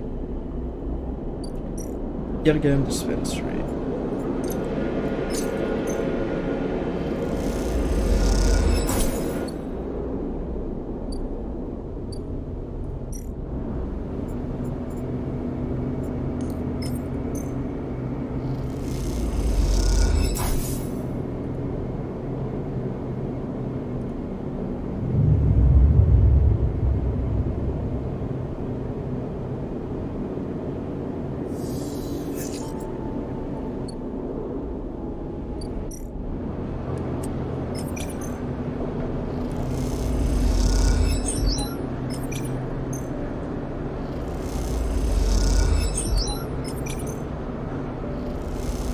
All we need to do is re-roll these, and there we go.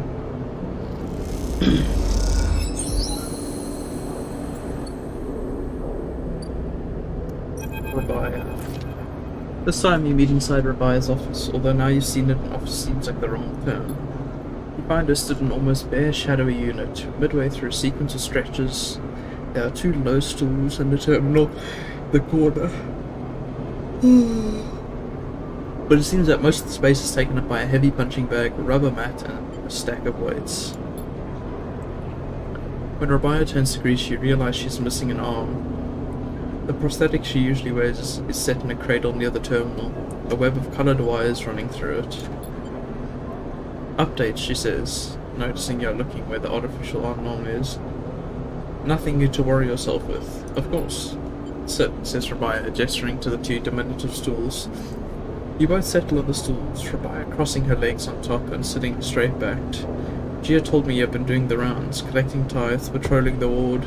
She smiles. Some of the enforcers are impressed, and I hear you handled a few difficult circumstances. Nicely done. I'll just see for myself. She raises an eyebrow. See what for yourself? If I can trust you. I see. Rabia flexes her neck side to side, and the conclusion? Still deciding. Well, Sleeper, Rabia says teasingly, please, keep us updated on any progress. She smiles, a thin smile. Joking aside, I know that for you, life in the eye has been a struggle, but I hope that we can do something about that from here onwards. Though some of our members may not see it this way, I know you are too a refugee. She looks at you solemnly. This is why you have come to us. Enough, Rabia. Sabine's voice cuts through the conversation. I'm tired of listening to your affected nobility. They cross the room, Rabia's baton in their hand, the end lit with sparking electricity. Rabia looks between the two of you. I suppose this ambush was another cooperation between you two? Strangely unfazed, stay silent. Sabine pauses, thrown off by your silence. Rabia takes this opportunity to act. She leaps from the stool, and fainting past Sabine, grabs the baton and twists it inwards. She is by far the stronger and pushes Sabine to her knees, plunging the crackling end of the baton towards her chest. They freeze there, Sabine struggling to keep the crackling baton from their skin. Stop. Then you support them? Rabia asks you, her eyes not leaving Sabine. Your loyalties are so easily swayed. I thought you were more than Yannick's attack dog. Rabia, Sabine spits back. Are you not able to think for yourself? Rabia holds the baton strong, and for a moment you think she is about to hammer it down to Sabine's chest, but after a painful wait she throws Sabine down instead, spins the baton in her hand, thumping a switch and shutting it off in a single move. Rabia explained. They both look at you, each still catching their breath, as if they had forgotten about your presence. Explain what? How the moment I call my enforcers will come down here and take them away? Rabia cracks her neck. You are lucky I didn't kill you. I would every right, she shouts, anger release of tension more than a threat. Sabine lifts themselves a little. Bruised from the fall, they roll onto their side and cough. Rabia gives them some space, sitting back on the stool. Sabine props themselves on their elbows and fixes Rabia with a hard stare. You have something to say? Rabia taunts. Say it. It's your final opportunity, because after this, she laughs, no coming back. What's the point? Sabine breathes heavily. She does not listen to criticism of the great Yet Again project. Rabia collects herself. Speak. She folds her arms and waits to be convinced. Sabine takes a breath, organizing their thoughts. They go to start, pause, then decide on another approach. Eventually they say it. Yannick is a traitor. Rabia immediately flinches, her eyes going to her prosthetic arm, her muscles clenching, but she rides it out. More eager to prove Sabine wrong than she is to hurt them, at least for now. When I came here from S&R, they glance at you, gauging your reaction. It was Yannick who was the first to support me, to look after me. I should have known then, but I was naive and afraid. Sabine turns to you. Sleeper. They take a breath. I know I should have told you I worked for S&R long ago, but I thought that you would abandon me, and you are my final friend. What you should know is that I left S&R because I was running for my life. I leaked documents on the Sleeper program and on the illegal and immoral practices it relied on to the press. S&R wanted me dead, and I fled as far as I could to this refuge at the edge of the surrogate systems. Sabine stops to collect themselves. What does this have to do with Yannick? Rabia interrupts. The Sleeper knows you're S&R. I told them, and while you hide beneath the cover of being a whistleblower, you and I both know you worked on the Sleeper program. Yannick told me as much. Sabine's face falls. It is true. They glance at you. And away, then away, ashamed. They lift their head, but it is Yannick, not me, who is in the pocket of S&R. Rabaya flinches again. I can prove it. He made some kind of deal to keep me here, to tie me up in debt, to lock me away. In exchange, Rabaya slams her hand on the desk. Just tell us, for God's sake. In exchange for those... Sabine finishes, nodding towards Rabaya's prosthetic arm in his cradle. He's been using Yatagan enforcers, using you as test subjects for S&R technology. I have the data to prove it. He's bringing them in under the guise of stolen shipments and having me fit them, knowing each one is capturing data and send it back to its makers. Rabaya's fixed expression has started to fade. Sabine produces a slate. It's all here. Thousands of hours of usage data, failure rates, error dumps. These are untested implants, Rabaya. They could short out, fail, cause cascading failures across a person's body. And they have. Sabine suddenly looks incredibly tired. I thought that the error rates in the units was down to them being stolen or modified. I've tried to fix hundreds of failures in my time here. Not all of them. They stopped, unable to continue. Rabaya closes her eyes and breathes in, then she opens them again and holds out a hand to Sabine. Show me, she says. Later, much later when you leave, Sabine is still talking to Rabine through the manifests and usage data, both of them crowded around the terminal as Sabine takes Rabaya through each layer of Yannick's betrayal. As you leave, Sabine catches your eye, and something passes between you two, something like a thank you or a sorry, or some other expression that communicates both sadness and hope. Nice.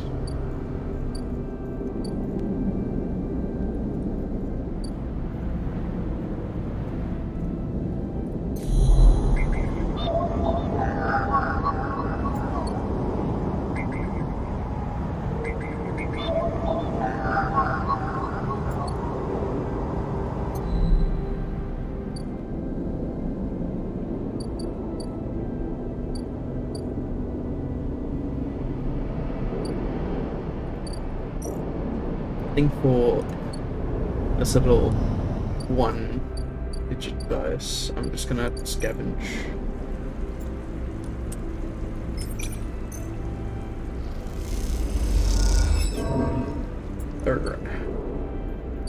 Oh.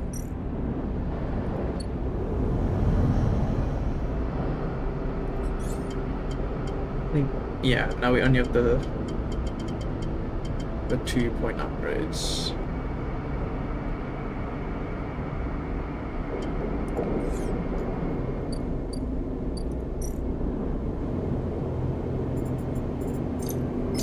I think next cycle I'll just make a bunch of money.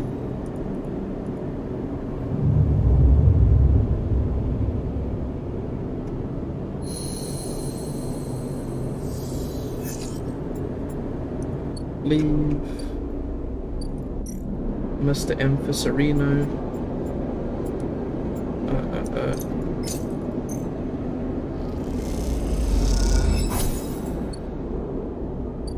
Go to the Temple of T-Bouts.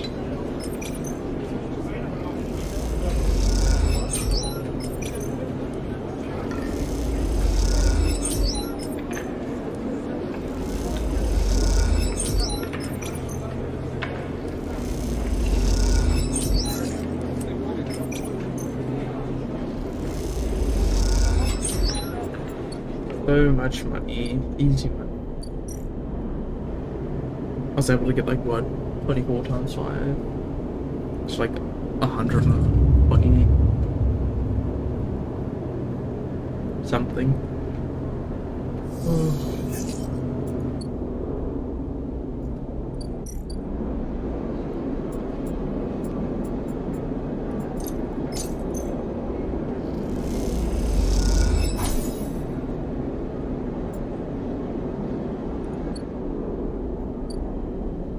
Okay, sorry.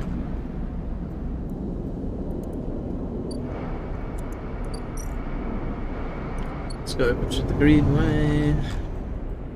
One more turn.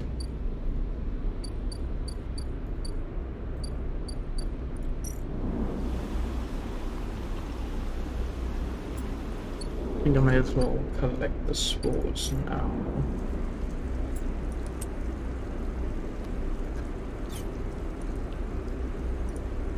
Oh, okay.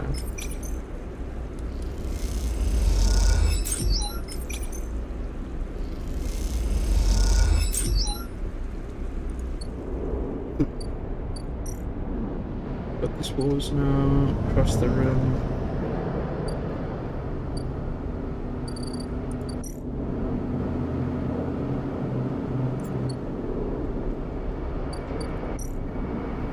Let's go up. We'll go explore the little pub.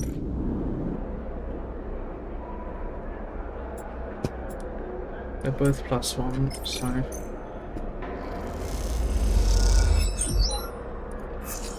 all I need are 3 positives and we are good.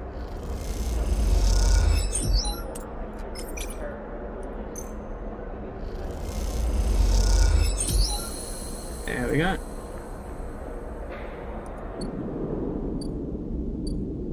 Bliss, ship mechanic. Ooh, we're gonna unlock a new house. Okay, gonna have cool capsules that I have to pay money for. It's a bar.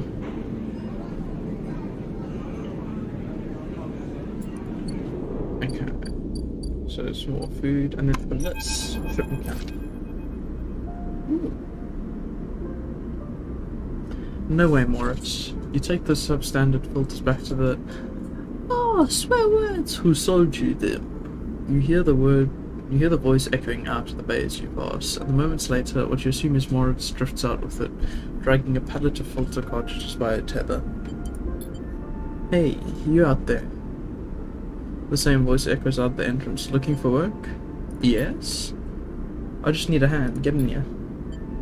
The voice is coming from someone shorter than you expected. She is floating in the microgravity of the docking bay, beside a half-constructed life support unit that looks like it might have exploded at some point.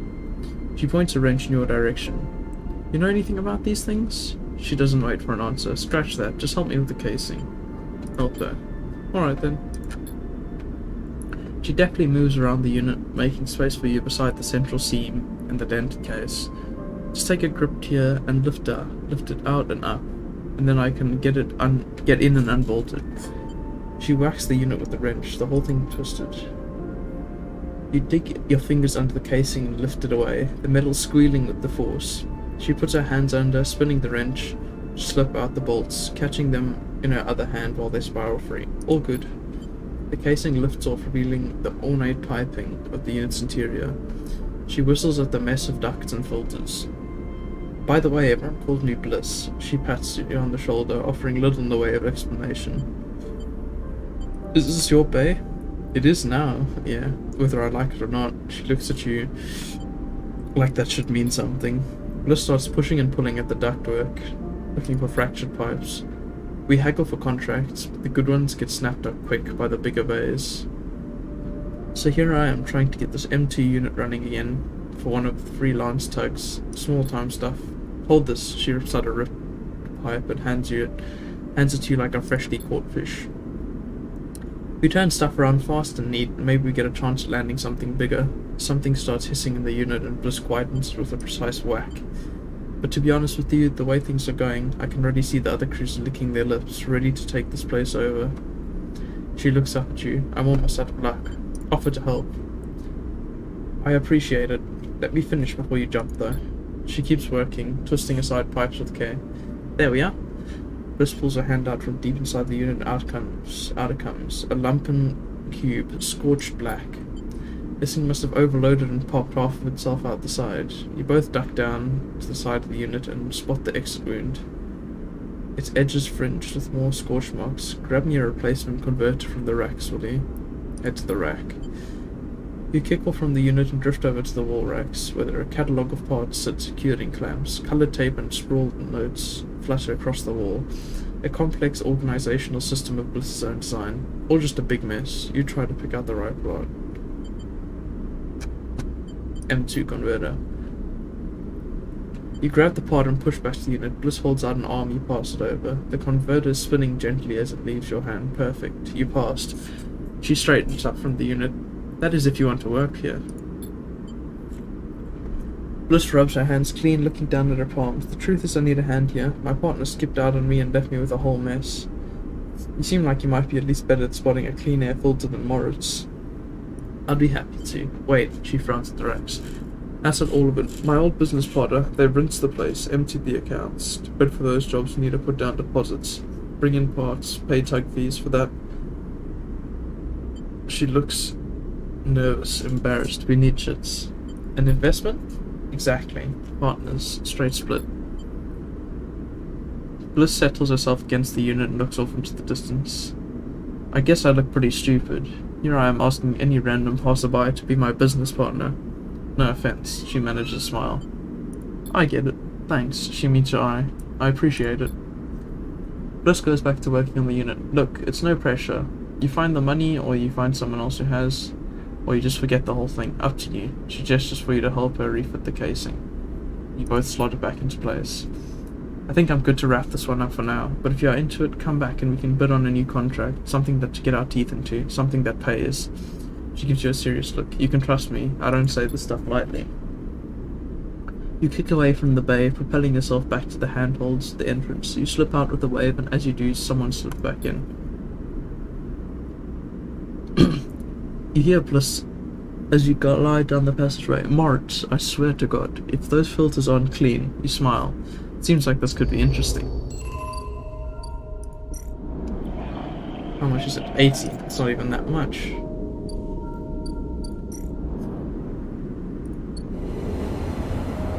But I can go down and see as I'll do that next turn.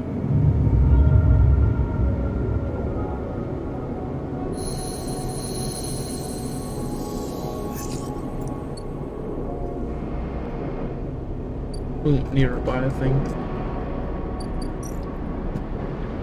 There's still so much to do. The aviary.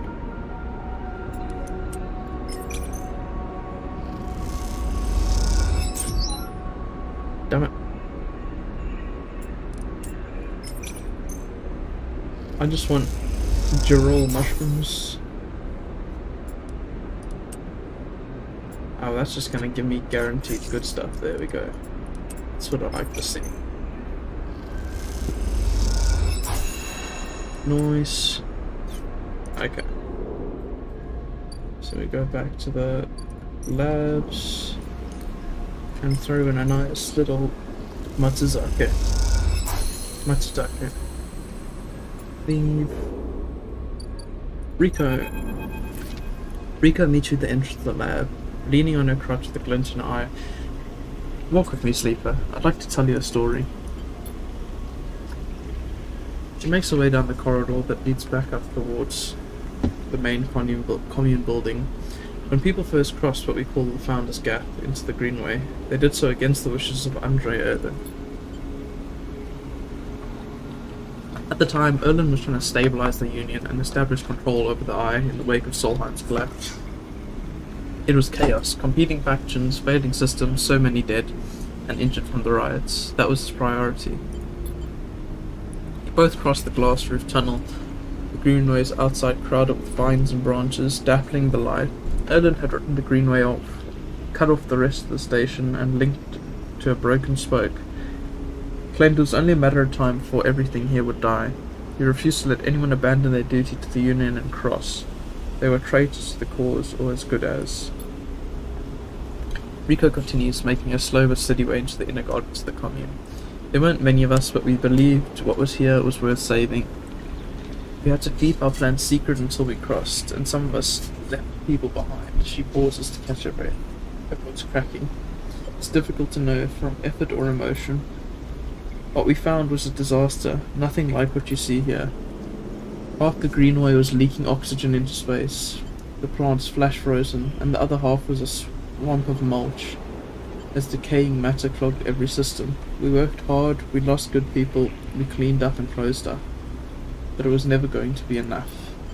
After many, many cycles, we knew this place was doomed, but we kept working, talking less and less because we couldn't face it. We all developed a death wish. If the Greenway was gonna die, so would we. What changed? Everything. Rico smiles. We crossed some invisible boundary, tipped some biological scale, and the greenway started to recover.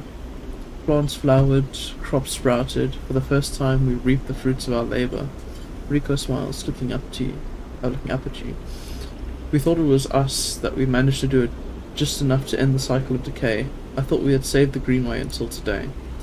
You pass into the grow beds of the commune, rich with the hustle and bustle of hyper members planting and harvesting. For a while Rico is quiet, and you both simply observe the hypnotic movements of the work crews, the eager chatter washing over you like a wave. Rico smiles to herself. I should have known, of course, that our arrogance was unfounded, but we needed to believe back then. We needed a myth to bring more people across the gap. We both move into a smaller corridor, Rico following some direction unknown to you. What you have shown me is back then that the greenway saved us, not the other way around. Tell me, have you ever consumed whatever the Matsuzake growing, or Girola caps that have been growing? No? They have been difficult to prepare without proper equipment, but you should try them. After all, they were designed for you. Rico has a mischievous look. At first I thought it was the location that they were grown in that made mushrooms from the avian... it was the location that they were grown in that made the mushrooms from the aviary. From the labs or from the grow different to each other. But what I have come to understand is that it is the person growing them. The Matsuzake and the Girola caps you brought are totally unique, containing compounds never usually found in similar specimens in my possession. Many of these compounds aren't even digestible for humans, but for a sleeper like you... Rico smiles as she leads you into the internal garden of the commune, where the hyper members have planted species all over the greenway. Back when the tide turned, when the greenway started to recover, we all felt something, a response. It was not as if this place was just alive, as a forest is alive, but alive in other ways, communicative, responsive. We shrugged it off at the time. Now I understand why. Rico stops and turns to you. This place is responding to us, adapting itself to us. It is growing fruiting bodies for you, for me. It is adapting, changing, in short, displaying all the signs of sentience. The greenway is sentient? Perhaps not the greenway, but the ecosystem itself, or something within it. Rico sits on a bench within the peaceful gardens. When you have been growing Girols and Matsuzakis in the aviary, those species so familiar to the greenway, have you discovered any others? Not yet. Rico nods. If you do, can I ask that you immediately bring them here? I believe it's only a matter of time before they bloom. You look around the garden, amazed at the sense of peace within it. Rico interrupts silence. There is a species of mushroom that I haven't seen in years. It was dark, short, shaped like a club. We first found it in those early days when we were working to save this place. It was around the time that we started to lose our first members. They were succumbing to some infection, some mold growing deep within the dark mulch that drowned this place. At that point, we thought we were lost, and then these mushrooms emerged from that same black mold. We tested them and saw that they contained some compounds that counteracted the mold. They contained an antidote. Of course, as a botanist, I saw this as part of the natural processes of this ecosystem, even if the time scale seemed absurdly short. But what I'm wondering if that the antidote was a gift. Let me try. Perhaps if you are patient, you'll receive your gift too, sleeper. Ooh, maybe we'll get something that replaces the cool kid drugs that we have to take. You both sit for a while, Rico seemingly done with telling stories for today. Watch the light playing off the leaves and plants around you, and wonder what forces could be at play in this place. After a while you stand and leave with a quiet nod to Rico, leaving her to her memories.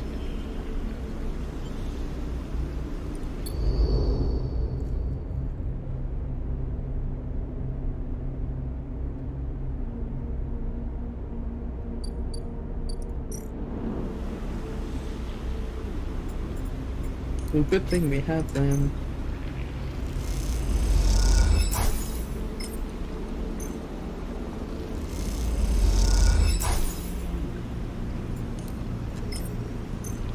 I feel like I'm going to be doing a lot of reading this cycle.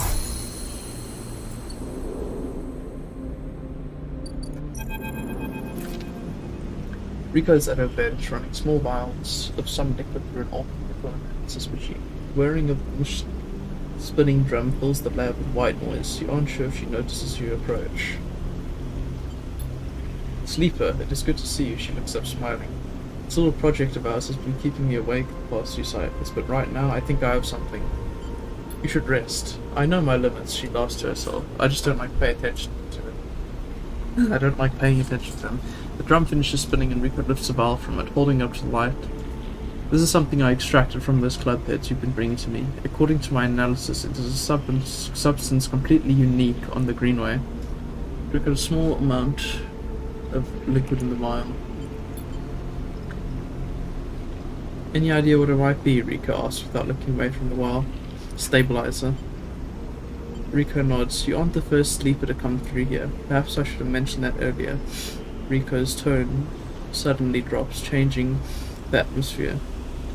I just thought, she pauses, thinking very carefully how to continue. I just wanted you to trust us. What do you mean? She sighs. They came through a few cycles ago. We found them wandering in the broken section near the gap. The members who brought them in had never seen one of you before. They were terrified of the strange person, wandering in from the open vacuum. They were quieter than you and damaged. We did our best to patch them up and welcome them to the commune. I only really spoke to them once while I was working on their wounds along a couple of systems engineers. She looks nervously at you. I'd never seen a body like that before. I took some readings, some samples. Samples? You have to understand. I was curious. I didn't know what I was looking at. I just took a little of the damaged material, less than a thumbnail. She shifts her weight to her crutch. The next cycle they were gone. They took a little food and hiked up towards the wild margins where the greenway meets the wastes. Someone saw them in the distance, but that was it. They disappeared into the overgrowth. She sits down heavily, a vial in her hand. When I saw you, I wanted things to be different. I wanted to keep you here rather than let you disappear into wherever they ended up. She smiles to herself. Yes, I want to understand this place better, but I also wanted to help you. It seems somehow that both wishes have come true at once. She holds out a hand with the vial. This is for you. You take the stabilizer. The glass cold, smooth in your palm. Thank you. Don't thank me, she gazes out the greenway through the glass. Those club head caps made it for you, or at least whatever made those club heads. She starts to clear her bench. It was right here, contained in their tissue. I only had to extract it. I imagine you understand how incredible that is. I learned enough from that sleeper to know that your body, your frame, runs on some exotic technology. Exotic technology that has a time limit built in. Somehow, the Greenway knows that too. It understands your physiology much better than I ever could. It knows how to treat you. Just like the miraculous antidote that sprung up from the mold, so this has sprung from your presence here. The Greenway is speaking to you. It is welcoming you. She looks up. And I know it sounds crazy, but I know it to be true. Here's the evidence. And what I also know, it is no longer speaking to me. Even after decades here, I've never seen this kind of response. Not since the antidote so many cycles ago. She smiles. So I'm gonna make you a deal. You bring me as many club heads as you like. I'll extract the stabilizer and give it to you freely. But you have to tell me what the Greenway says. You have to speak with it, to dig into it, and find what is being at the center of it. I've travelled as far as I can. I need you to do the rest. Can you do that? Of course. Rico sighs with relief and deflates into her chair. Thank you. I'm sorry for the other sleeper, I truly am. I'm sorry I couldn't have done more, but I'm so glad I met you. She smiles. You are welcome here anytime. Rico falls silent. She looks smaller now, more fragile. You realize how old she must be to have seen the collapse firsthand. You idle in the lab a little in case she asks for anything else, but she remains silent, and so you drift back into the tunnel. The thoughts of that other sleeper and where they ended up weighing on your mind. Well, we know where they ended up. Kinda dead. At least we can get stabilized now. Got 2 points. I'll do that just in case, even though we have like a secure way of just getting stabilized now, so. Hyper labs. There's only 2 now. Okay, cool.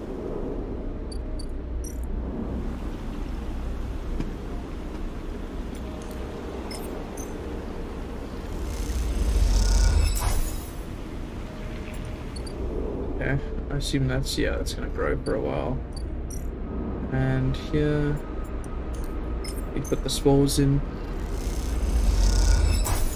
Get all of the little circles going. Oh, we're able to do so much.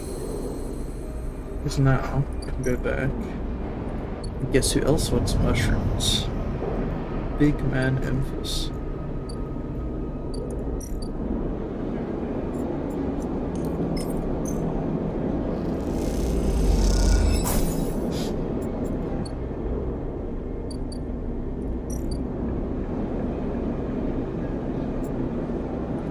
Okay, so still got a few cycles for that. Is this back or is this...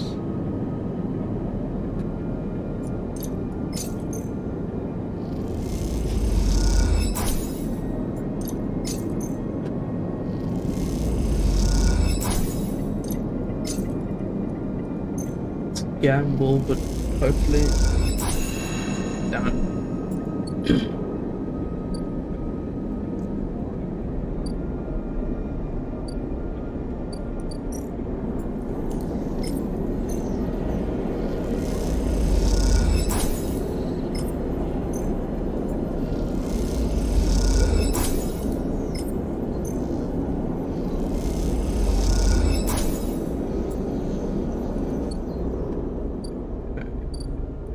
Quickly go to Tambor Tea House, make a bit of cash quick.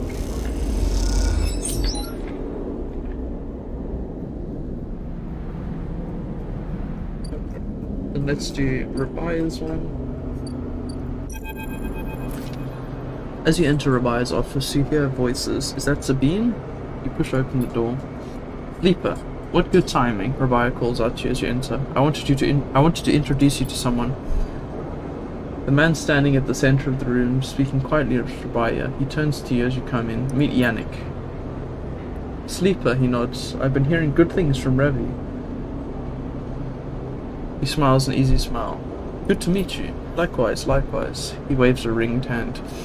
Now, Ravi, where were we? Actually... Rabia places a hand on your shoulder. The sleeper was what I wanted to talk to you about.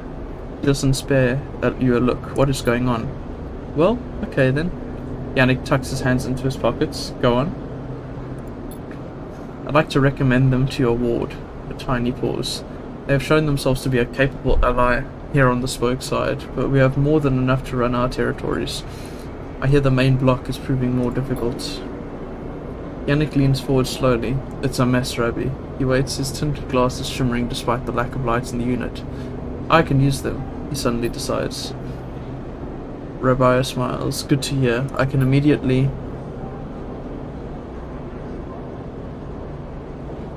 Yannick cuts her off with a raised hand. 1 second. He steps one surprisingly light step closer to you. You eager to work, Sleeper? What kind of work? A question. Yannick lowers his head and raises it again, as if he dropped something. Nothing new for you, he answers, not quite looking at you. Don't know what he is saying. That concludes it, Yannick pronounces. Sleeper can come work in the ward anytime they like. You shoot Rabia a confused look. Rabia finally glances at you for a moment, but it's too fast, you almost miss it. Good. I know you'll be happy with their work, Jan. Yannick reaches out and squeezes her shoulder. Sure, Rabbi, he says. Now please. He says, turning to face you. Let us old friends get back to it. He guides Rabia away, leaving you standing alone.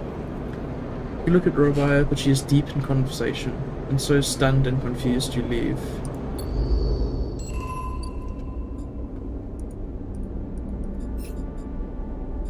Suppose Yannick. So I've got to get his trust.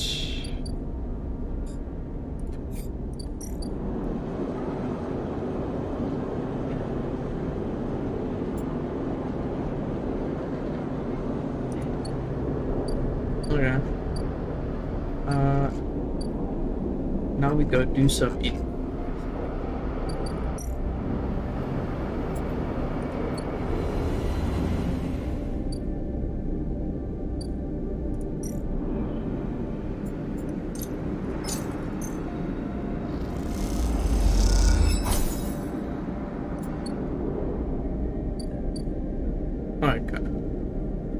so it's gonna take a few. This is bidding on jobs at the hub, but it'll take a few cycles and some perseverance before one comes in. Oh, wow, we can spin it.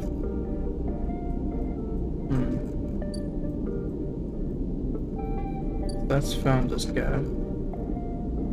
No, that is... Wait, let's see. So here's the slope. So here's Founder's Gap, the greenway. The wastes, another smoke, a really big chunk one. And back to the beginning here.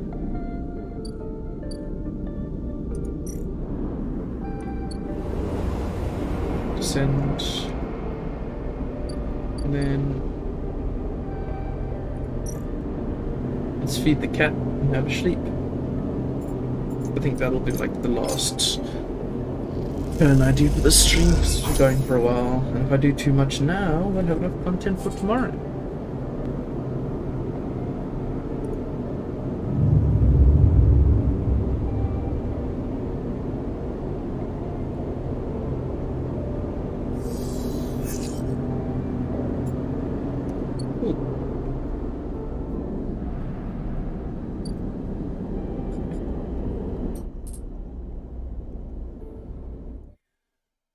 That's the final turn for this one.